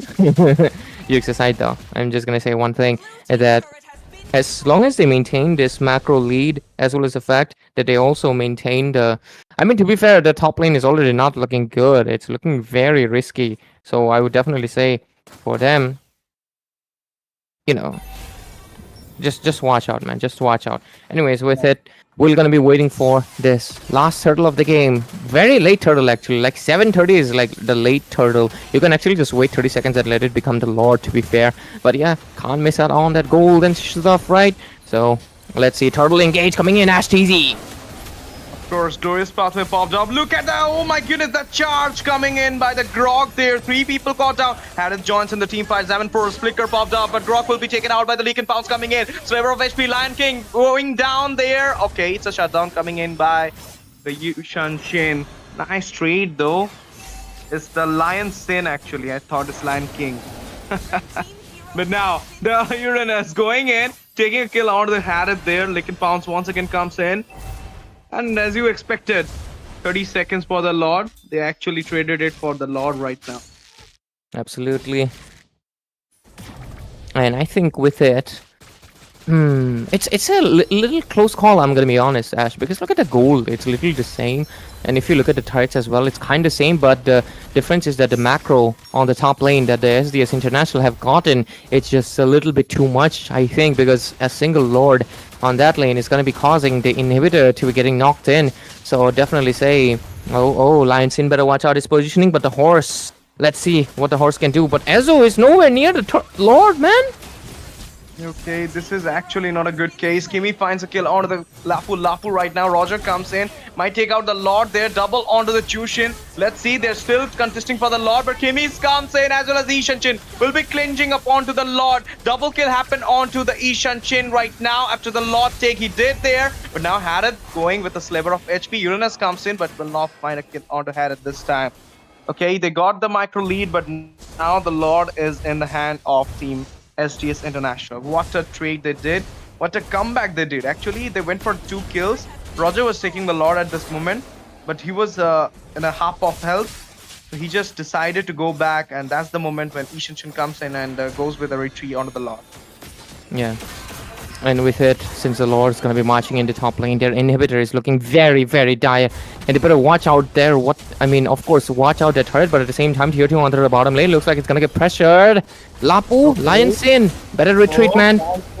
Yeah, Lansin goes in as well as Roger comes in as well. There you go, Crimson Bacon popped up. Grok in a very bad position. Not be taken out. Got spared there. I thought they'll be actually going on to him, but is the call from the Chushin that let's go back, let's just defend right now.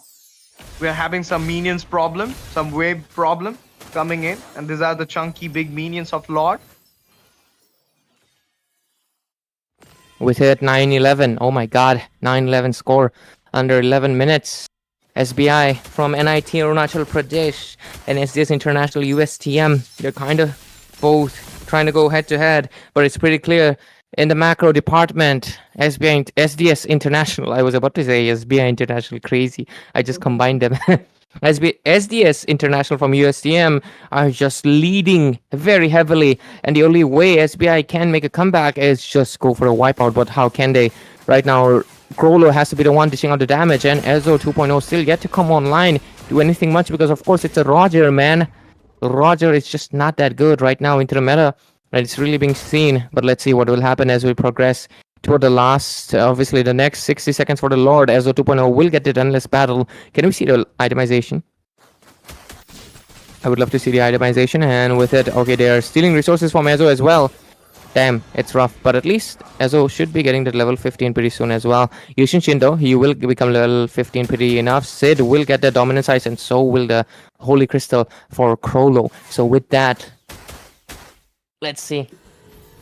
Oh, initiation comes in, but I feel like that was a misstab. Cloud. Mountain Sucker flicker. Oh my god. And everything got used there to go out into the safer zone, but now the heavy charge comes in. It's a killing spree for the Harad. Killing spree onto the Ishan as well. There you go. Granger finds a kill there, but the Grok will fall down. Nobody is there. Only the Uranus as the frontliner. Granger from the behind is dealing a lot of damage with the Rhapsody coming in from him. But right now, Uranus going in. Another engage. 4 people will be taking him down, slaughtered him down there in the mid. Granger is the only survivor there, and the Lord on.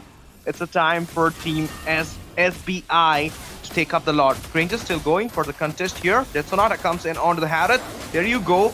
He finds the way onto the Letho. Roger with the Leaked Pounce goes for the engage there. Granger right now in a 25% health will be going back.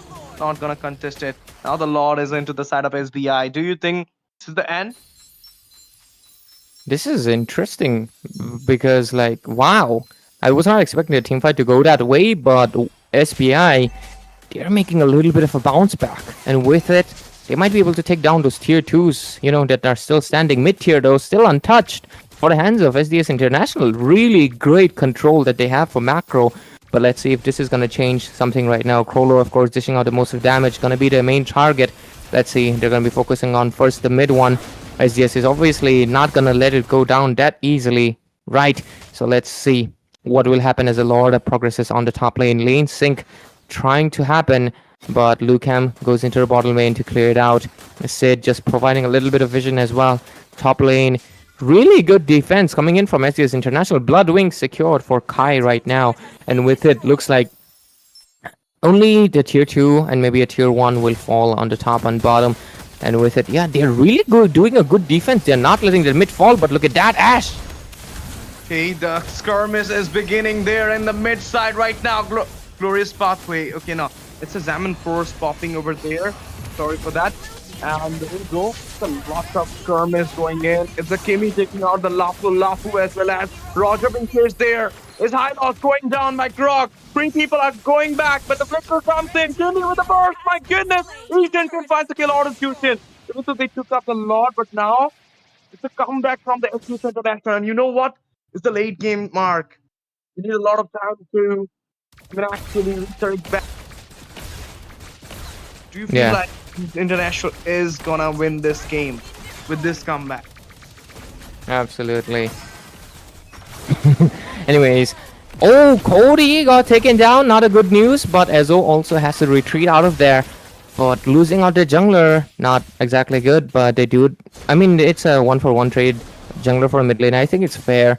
It's 50 on both ends. But right now, SDS International, you gotta get back your control on the wave management because can't get those minions get into your inhibitors. Better watch out.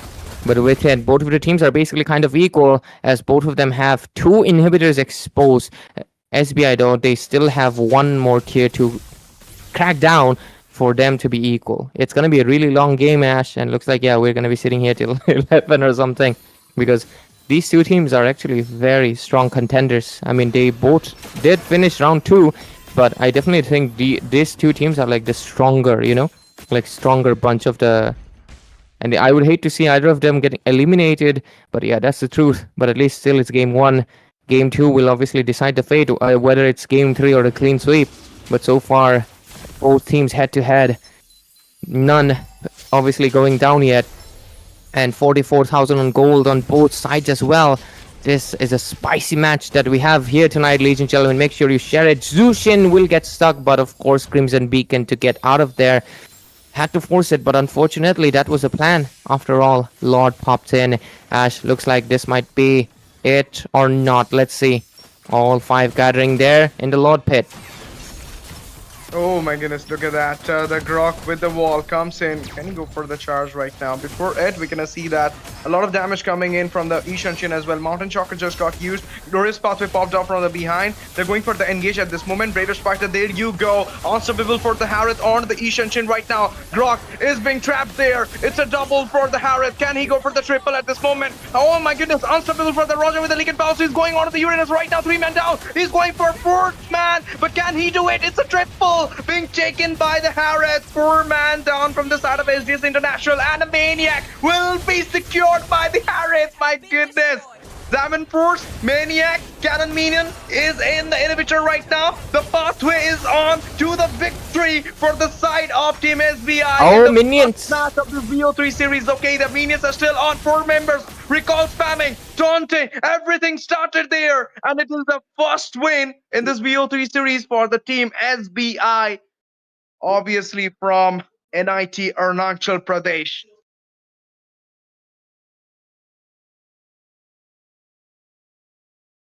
I just I just found out something, and that's why I like. anyways, that was a really, really great game. Honestly, SBI, I do hope you win, man. It's always nice to see underdogs coming up so strong. Roger pick, I was really doubting it, but damn. I mean, still, Roger was not the best pick, but Krolo, Cloud, Lion Sin, they were putting 100% effort in. That is just insane stuff right there. And wow, this was great from SBI, especially Krolo. Finally got the chance to shine, right? Because I've been telling you, right? Lancelot, Ezo 2.0 Lancelot. But this time, since there was no Lancelot, Krolo got the chance to shine, and wow, did he deliver with that Harith. So much damage into those team fights. So we were clearly able to see that the side of SDS International, at least in this game, the stray marksman composition worked a lot. They had amazing macro control, but at the end, when of course those team fights came in, they kind of got melted out really well. I mean, really badly. Lion Sin also, damn, this Lapu Lapu, great job.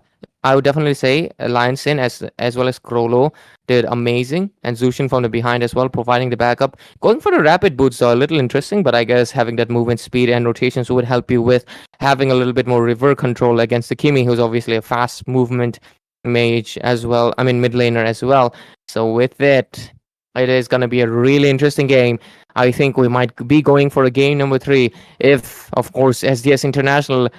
I mean, SDS International, they have to force a game number 3, or else they're out of the competition. That is insane. SBI with game number 1 secured. It's looking really good for them. 17 minutes game. It was a great matchup, definitely. And this is amazing. This is definitely like obviously only been day 2, ladies and gentlemen, of round 3. And imagine the matches that we're already having. It is just crucially really, really heavy right now. But let's see what will happen. Of course, as we move forward into the game number 2, as soon as the teams are ready, and we'll dive into the draft, of course. And with it, I'm looking forward. I'm honestly supporting the SBI because I mean, have you ever heard of SBI? Of course, I feel like this is my first time seeing them. I didn't even see them in like the underdogs or like the scrims. This is my first time seeing them in like NCC National College Cup, and they are doing a really great job. Wishing them the best. Let's see what they can do. Absolutely. Now is the time that we might say that this game can go for the BO3, the third decider as well, because I don't feel like SDS will be losing out the second game. They will eventually go for a do or die, just like a do or die gameplay. And then they can actually clinch up onto the next game so that we will be having a third game decider. I feel so.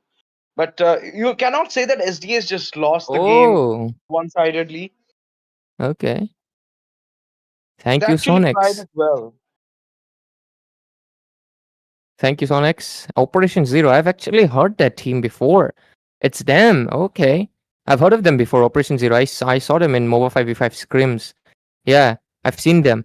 Now it makes sense actually why they came out of nowhere, and like this is such a good team. Because like for a second I was like, what is this? How is this random team just suddenly so strong? I've never seen them before. Makes sense. They're Operation Zero. Okay, okay. Thank you for the good information, a good trivia from our dear Sonex. Anyways, Ash, do continue. Sorry to interrupt you.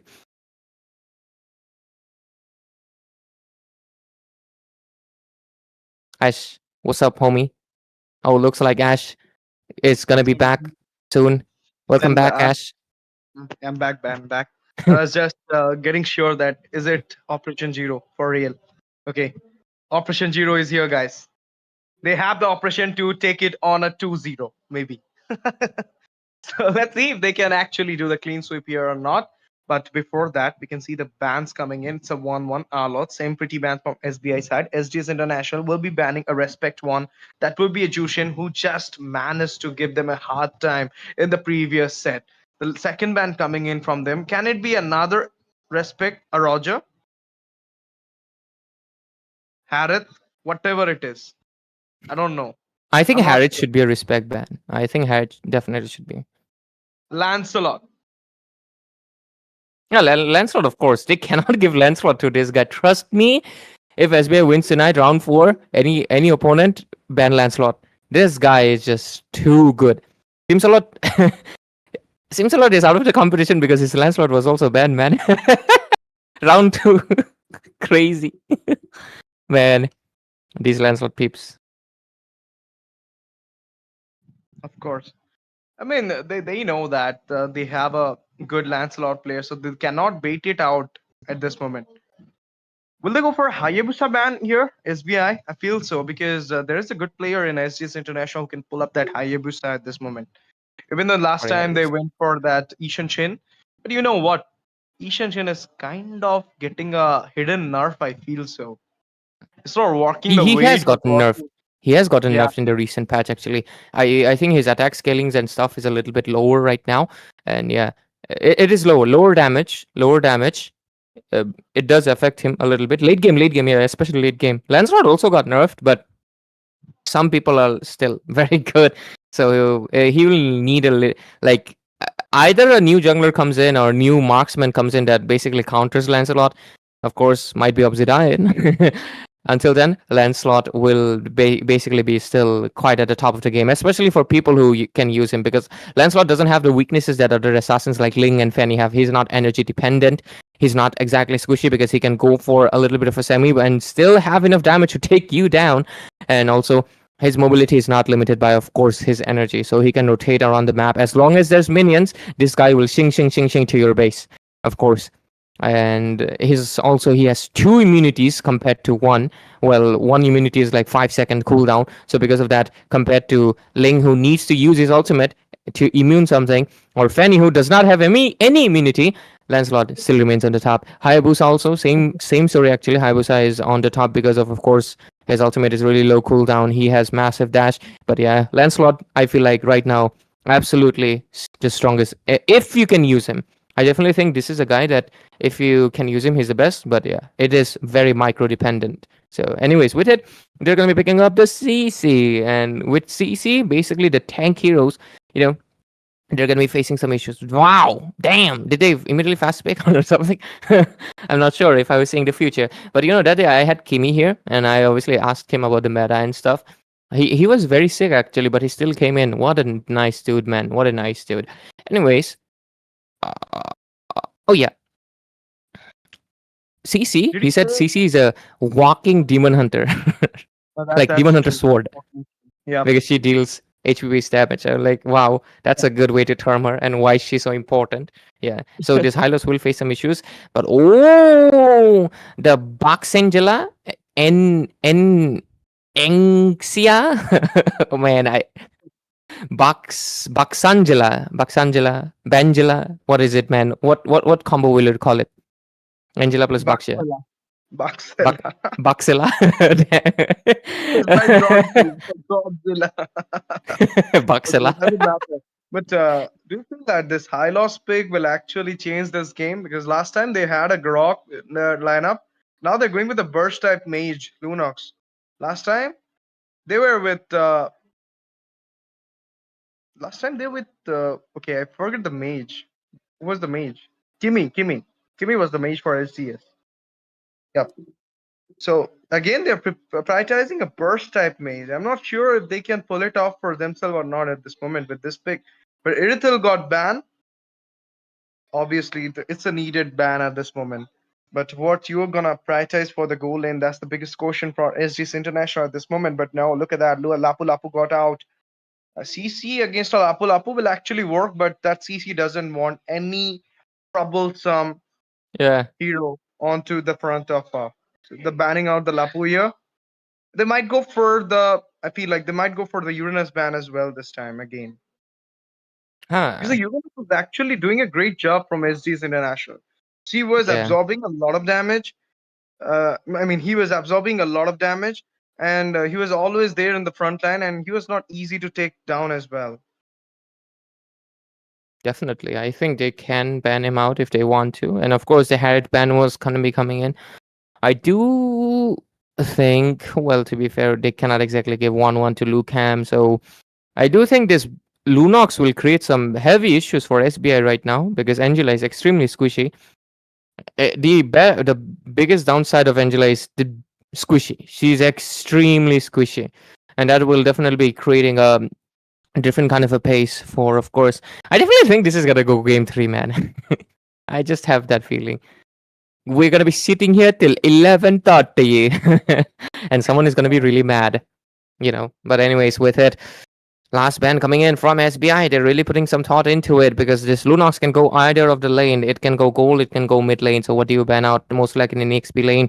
They might think of the Uranus and decide on it, but let's see what happens, man. It's actually Farsa. Okay, they decide that Lunox is actually gold lane. This might kind of cost them an EXP lane pick because Uranus can be picked right now, or unless they are thinking of picking up a carry.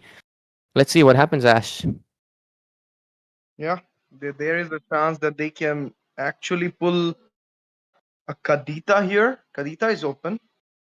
And Kadita will actually work if you will see Moscow and Ishanshin will be in danger. And without ult, Lunox will be in danger as well. So Kadita will actually works here. Other than Kadita, I will suggest if you want a lot more burst or slow down your opponents, you should take a chance on the Lilia as well. Because you got the utility jungler for your side.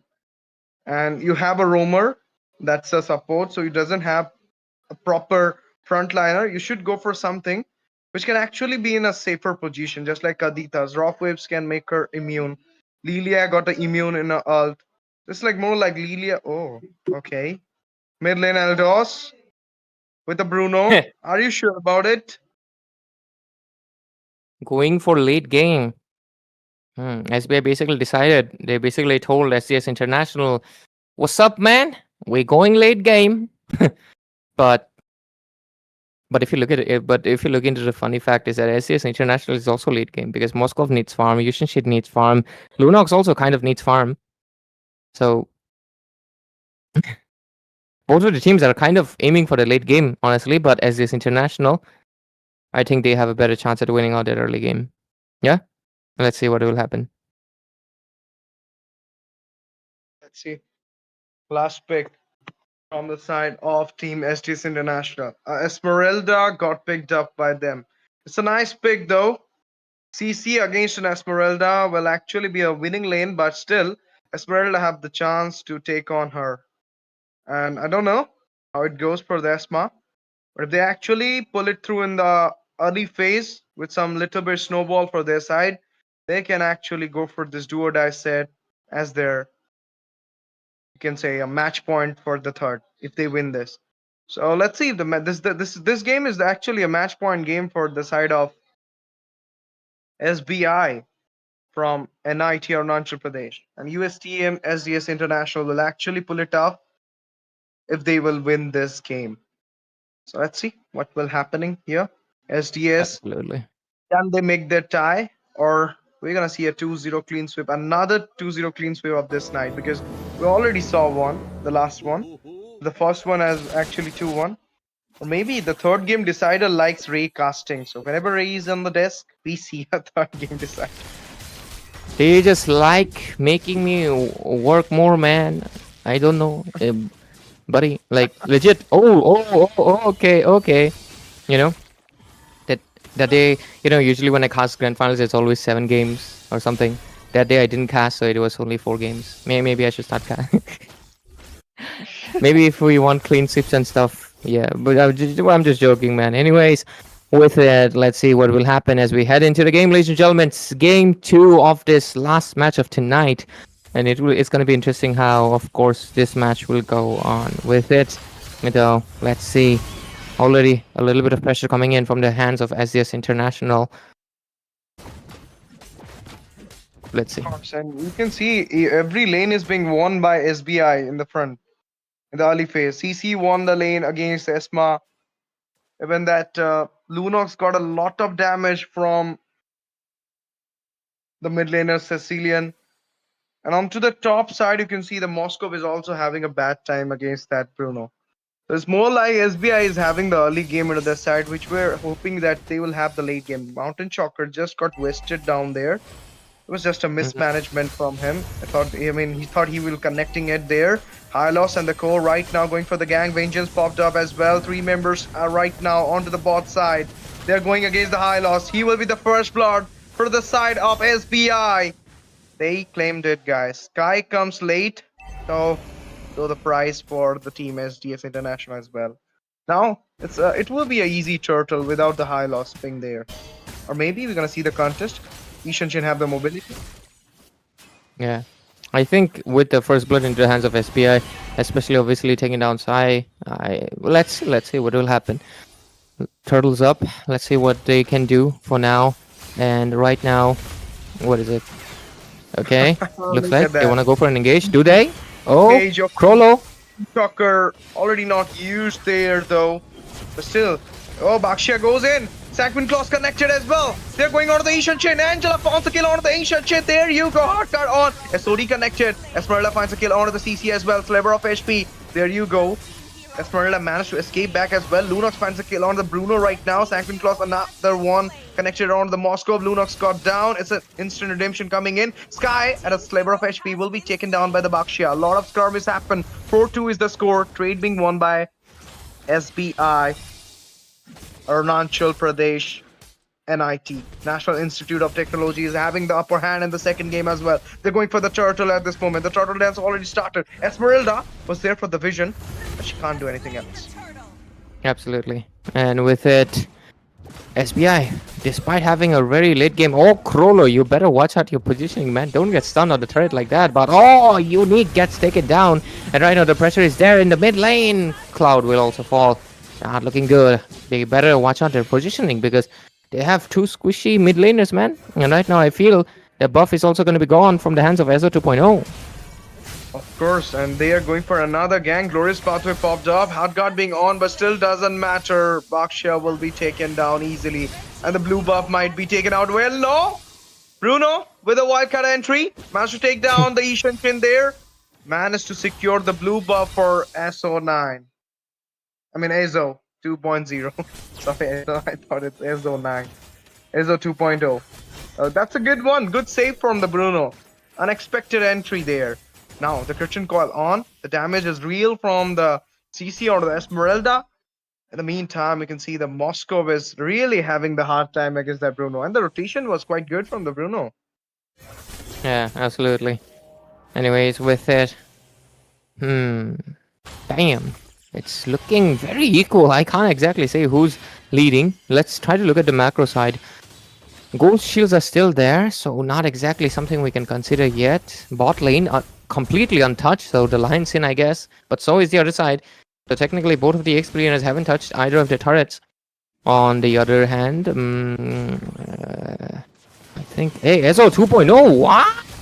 Damn! On there, Ezo 2.0 going for the engage right now.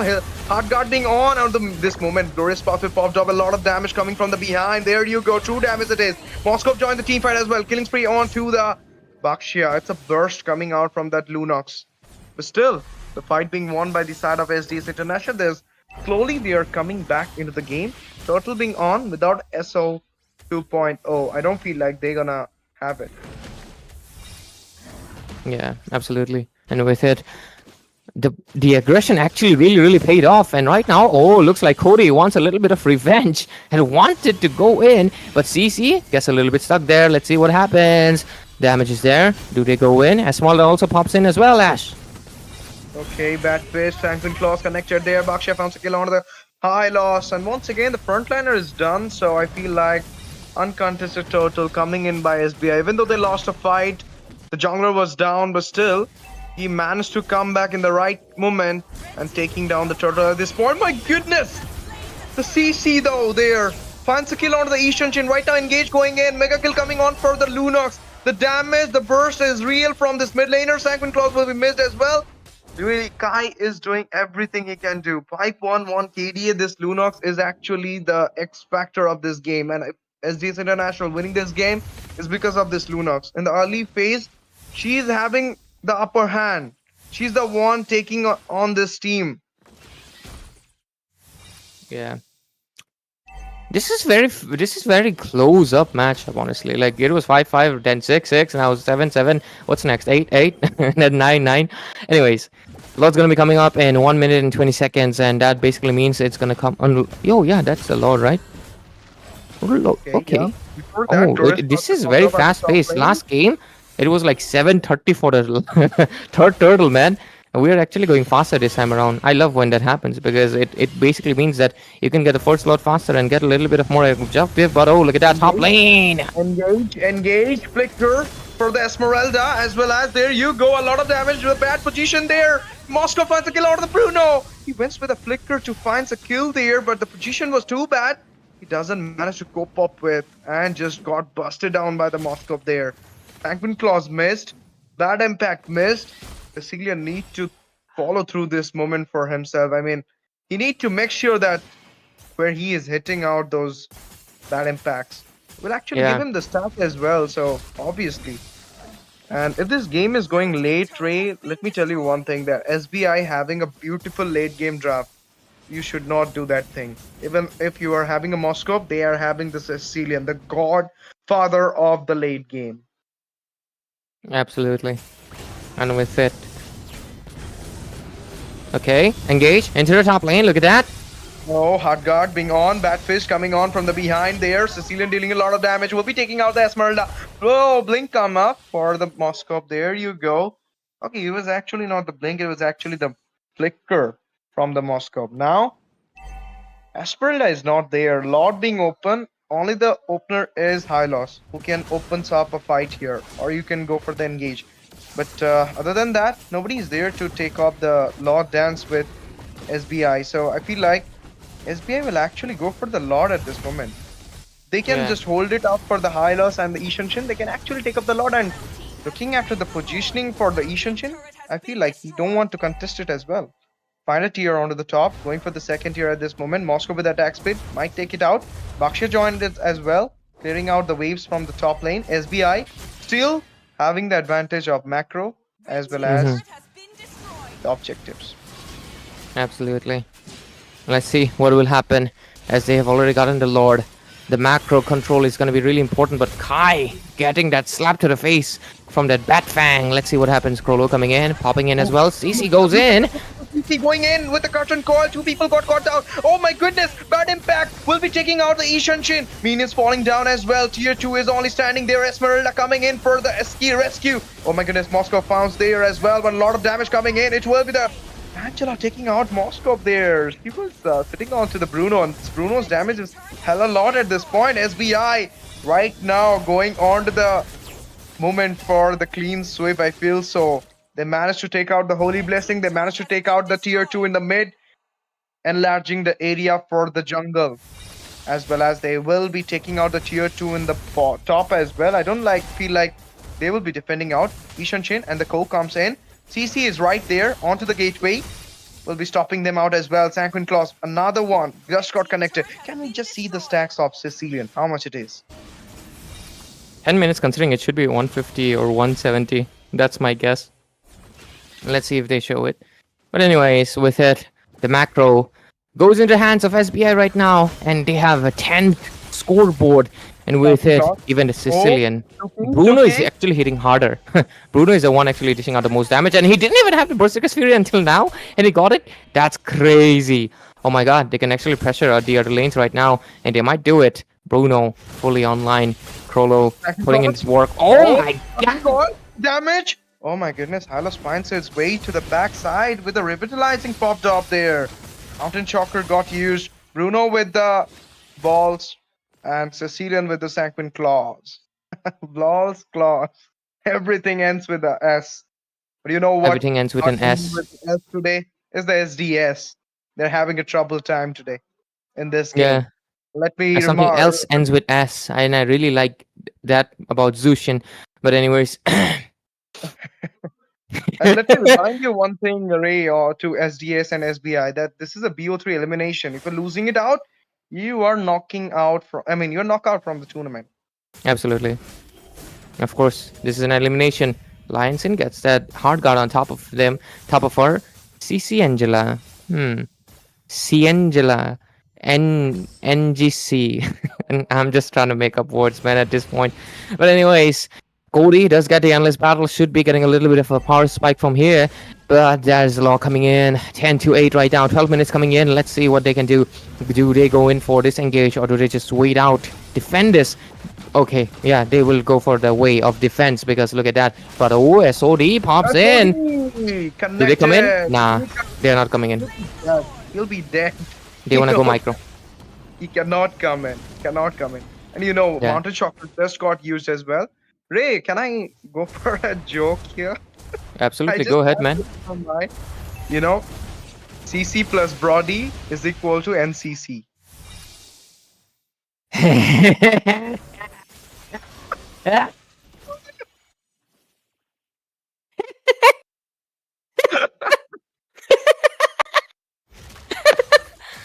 For the people who get it, you get it. We are not going to elaborate it. I'm going to tell everyone about this, bro. This is NCC, guys. We should have a Brody and a CC pick here. I just want this from the organizers. I don't know why, but I just want it. We will see it soon. Considering CC is a meta pick, CC will be picked. We're just gonna wait for a Brody pick. Now, something close here. The Lord's coming in soon, and there you go, Lord, into the bot side. There is a fight coming in inside the tier. The CC goes in there, but Glorious Pathway popped up. Hardguard still being on. Bruno from the behind is dealing a lot of damage. Bruno has taken down the Hylos there. The Hardguard with the stun coming in. My goodness, Sid in a very bad positioning. And he got a lot of damage. He goes back there with a half of health. And look at that, the burst coming in by Kai. They managed to defend it down. Bruno's going in. Oh my They got god. damage on Kai as well. Now the chunky minions coming in. They need to hold the game a little bit with the synchronization with the waves. Let's see. Oh no, managed to clear it down. And this goes in once again with a crouch and coil. It's binding there. Oh my goodness, can it be a damage? Oh no, he managed to escape back as well. The Moscow right now clearing up the minions there, but the top inhibitor falls down. Right now, the minions coming in from the side of SDS International, but how much time is there? Whoa.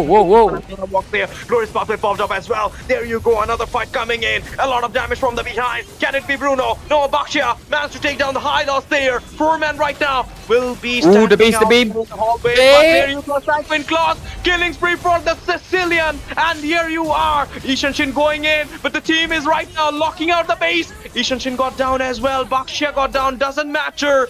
Only one man is there. It is the Lucan. Can Lucan do it? Oh my god! Oh! And it is a clean sweep from SBI onto SDS International. They will be going into the next round with a 2-0 mark. What a game it was. SBI, congratulations, mans. This game totally I didn't even anticipated it, Ray. I'll have to text someone for sure. But anyways, SBI, proud of you guys. That Zushin pick definitely blessed you. Keep picking Zushin and you'll be blessed. But jokes aside though, first game draft, I definitely think that Roger was a little bit dicey, but they made it work with Krolos, Harith, and of course, Zushin, man. But the second game, I feel like it was more crucial because this time there was no Harith.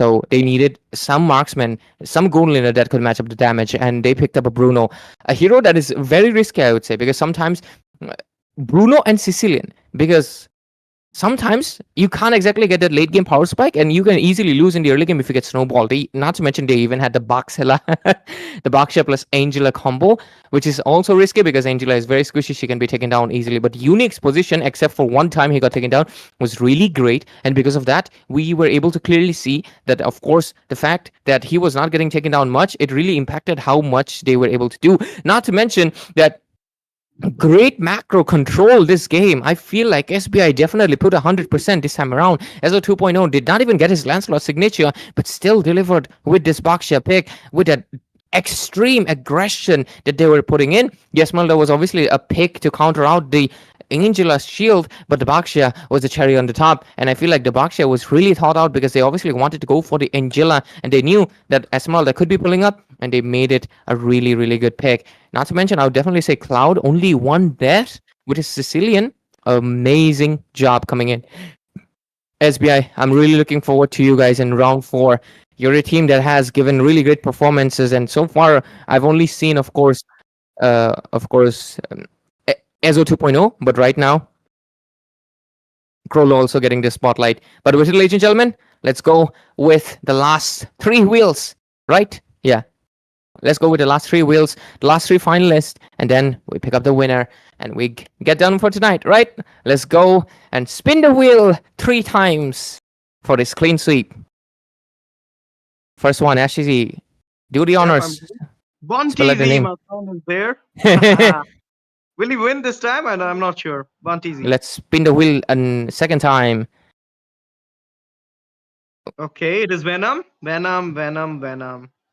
Okay, third one. Venom. Let's go. Reminds me, Super Yoshi, Gaurav as well. Last one. Let's see. Onions. Okay, Onions made me cry. Let's go. See. We got the 6 Proceed members. to the finalists. Let's see. Spin the wheel. Winning. Who's the finalist for winner for tonight? Let's go. Spin it and get it. It is Joderick.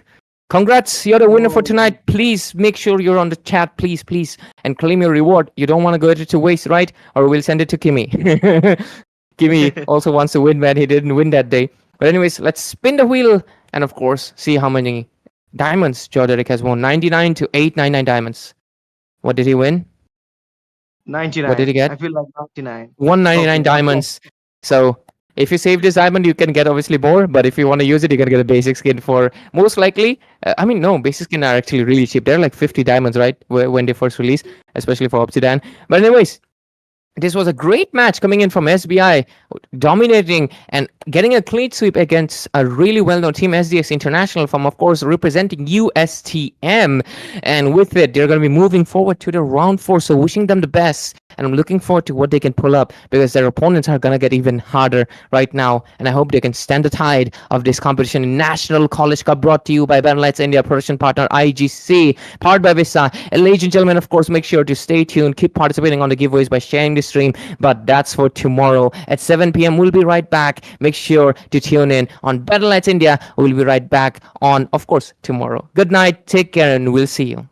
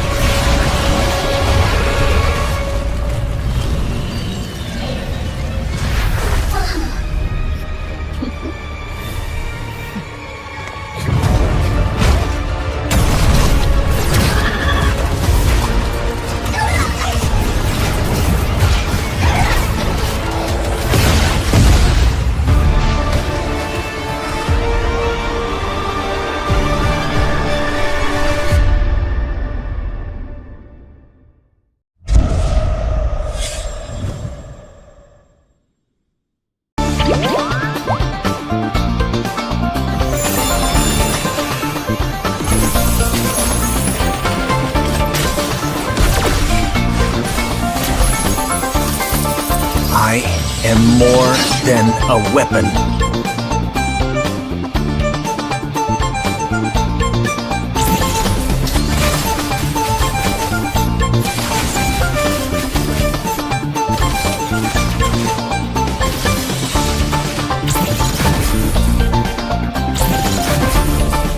What for? You asked for it. Chain up! It is my mercy.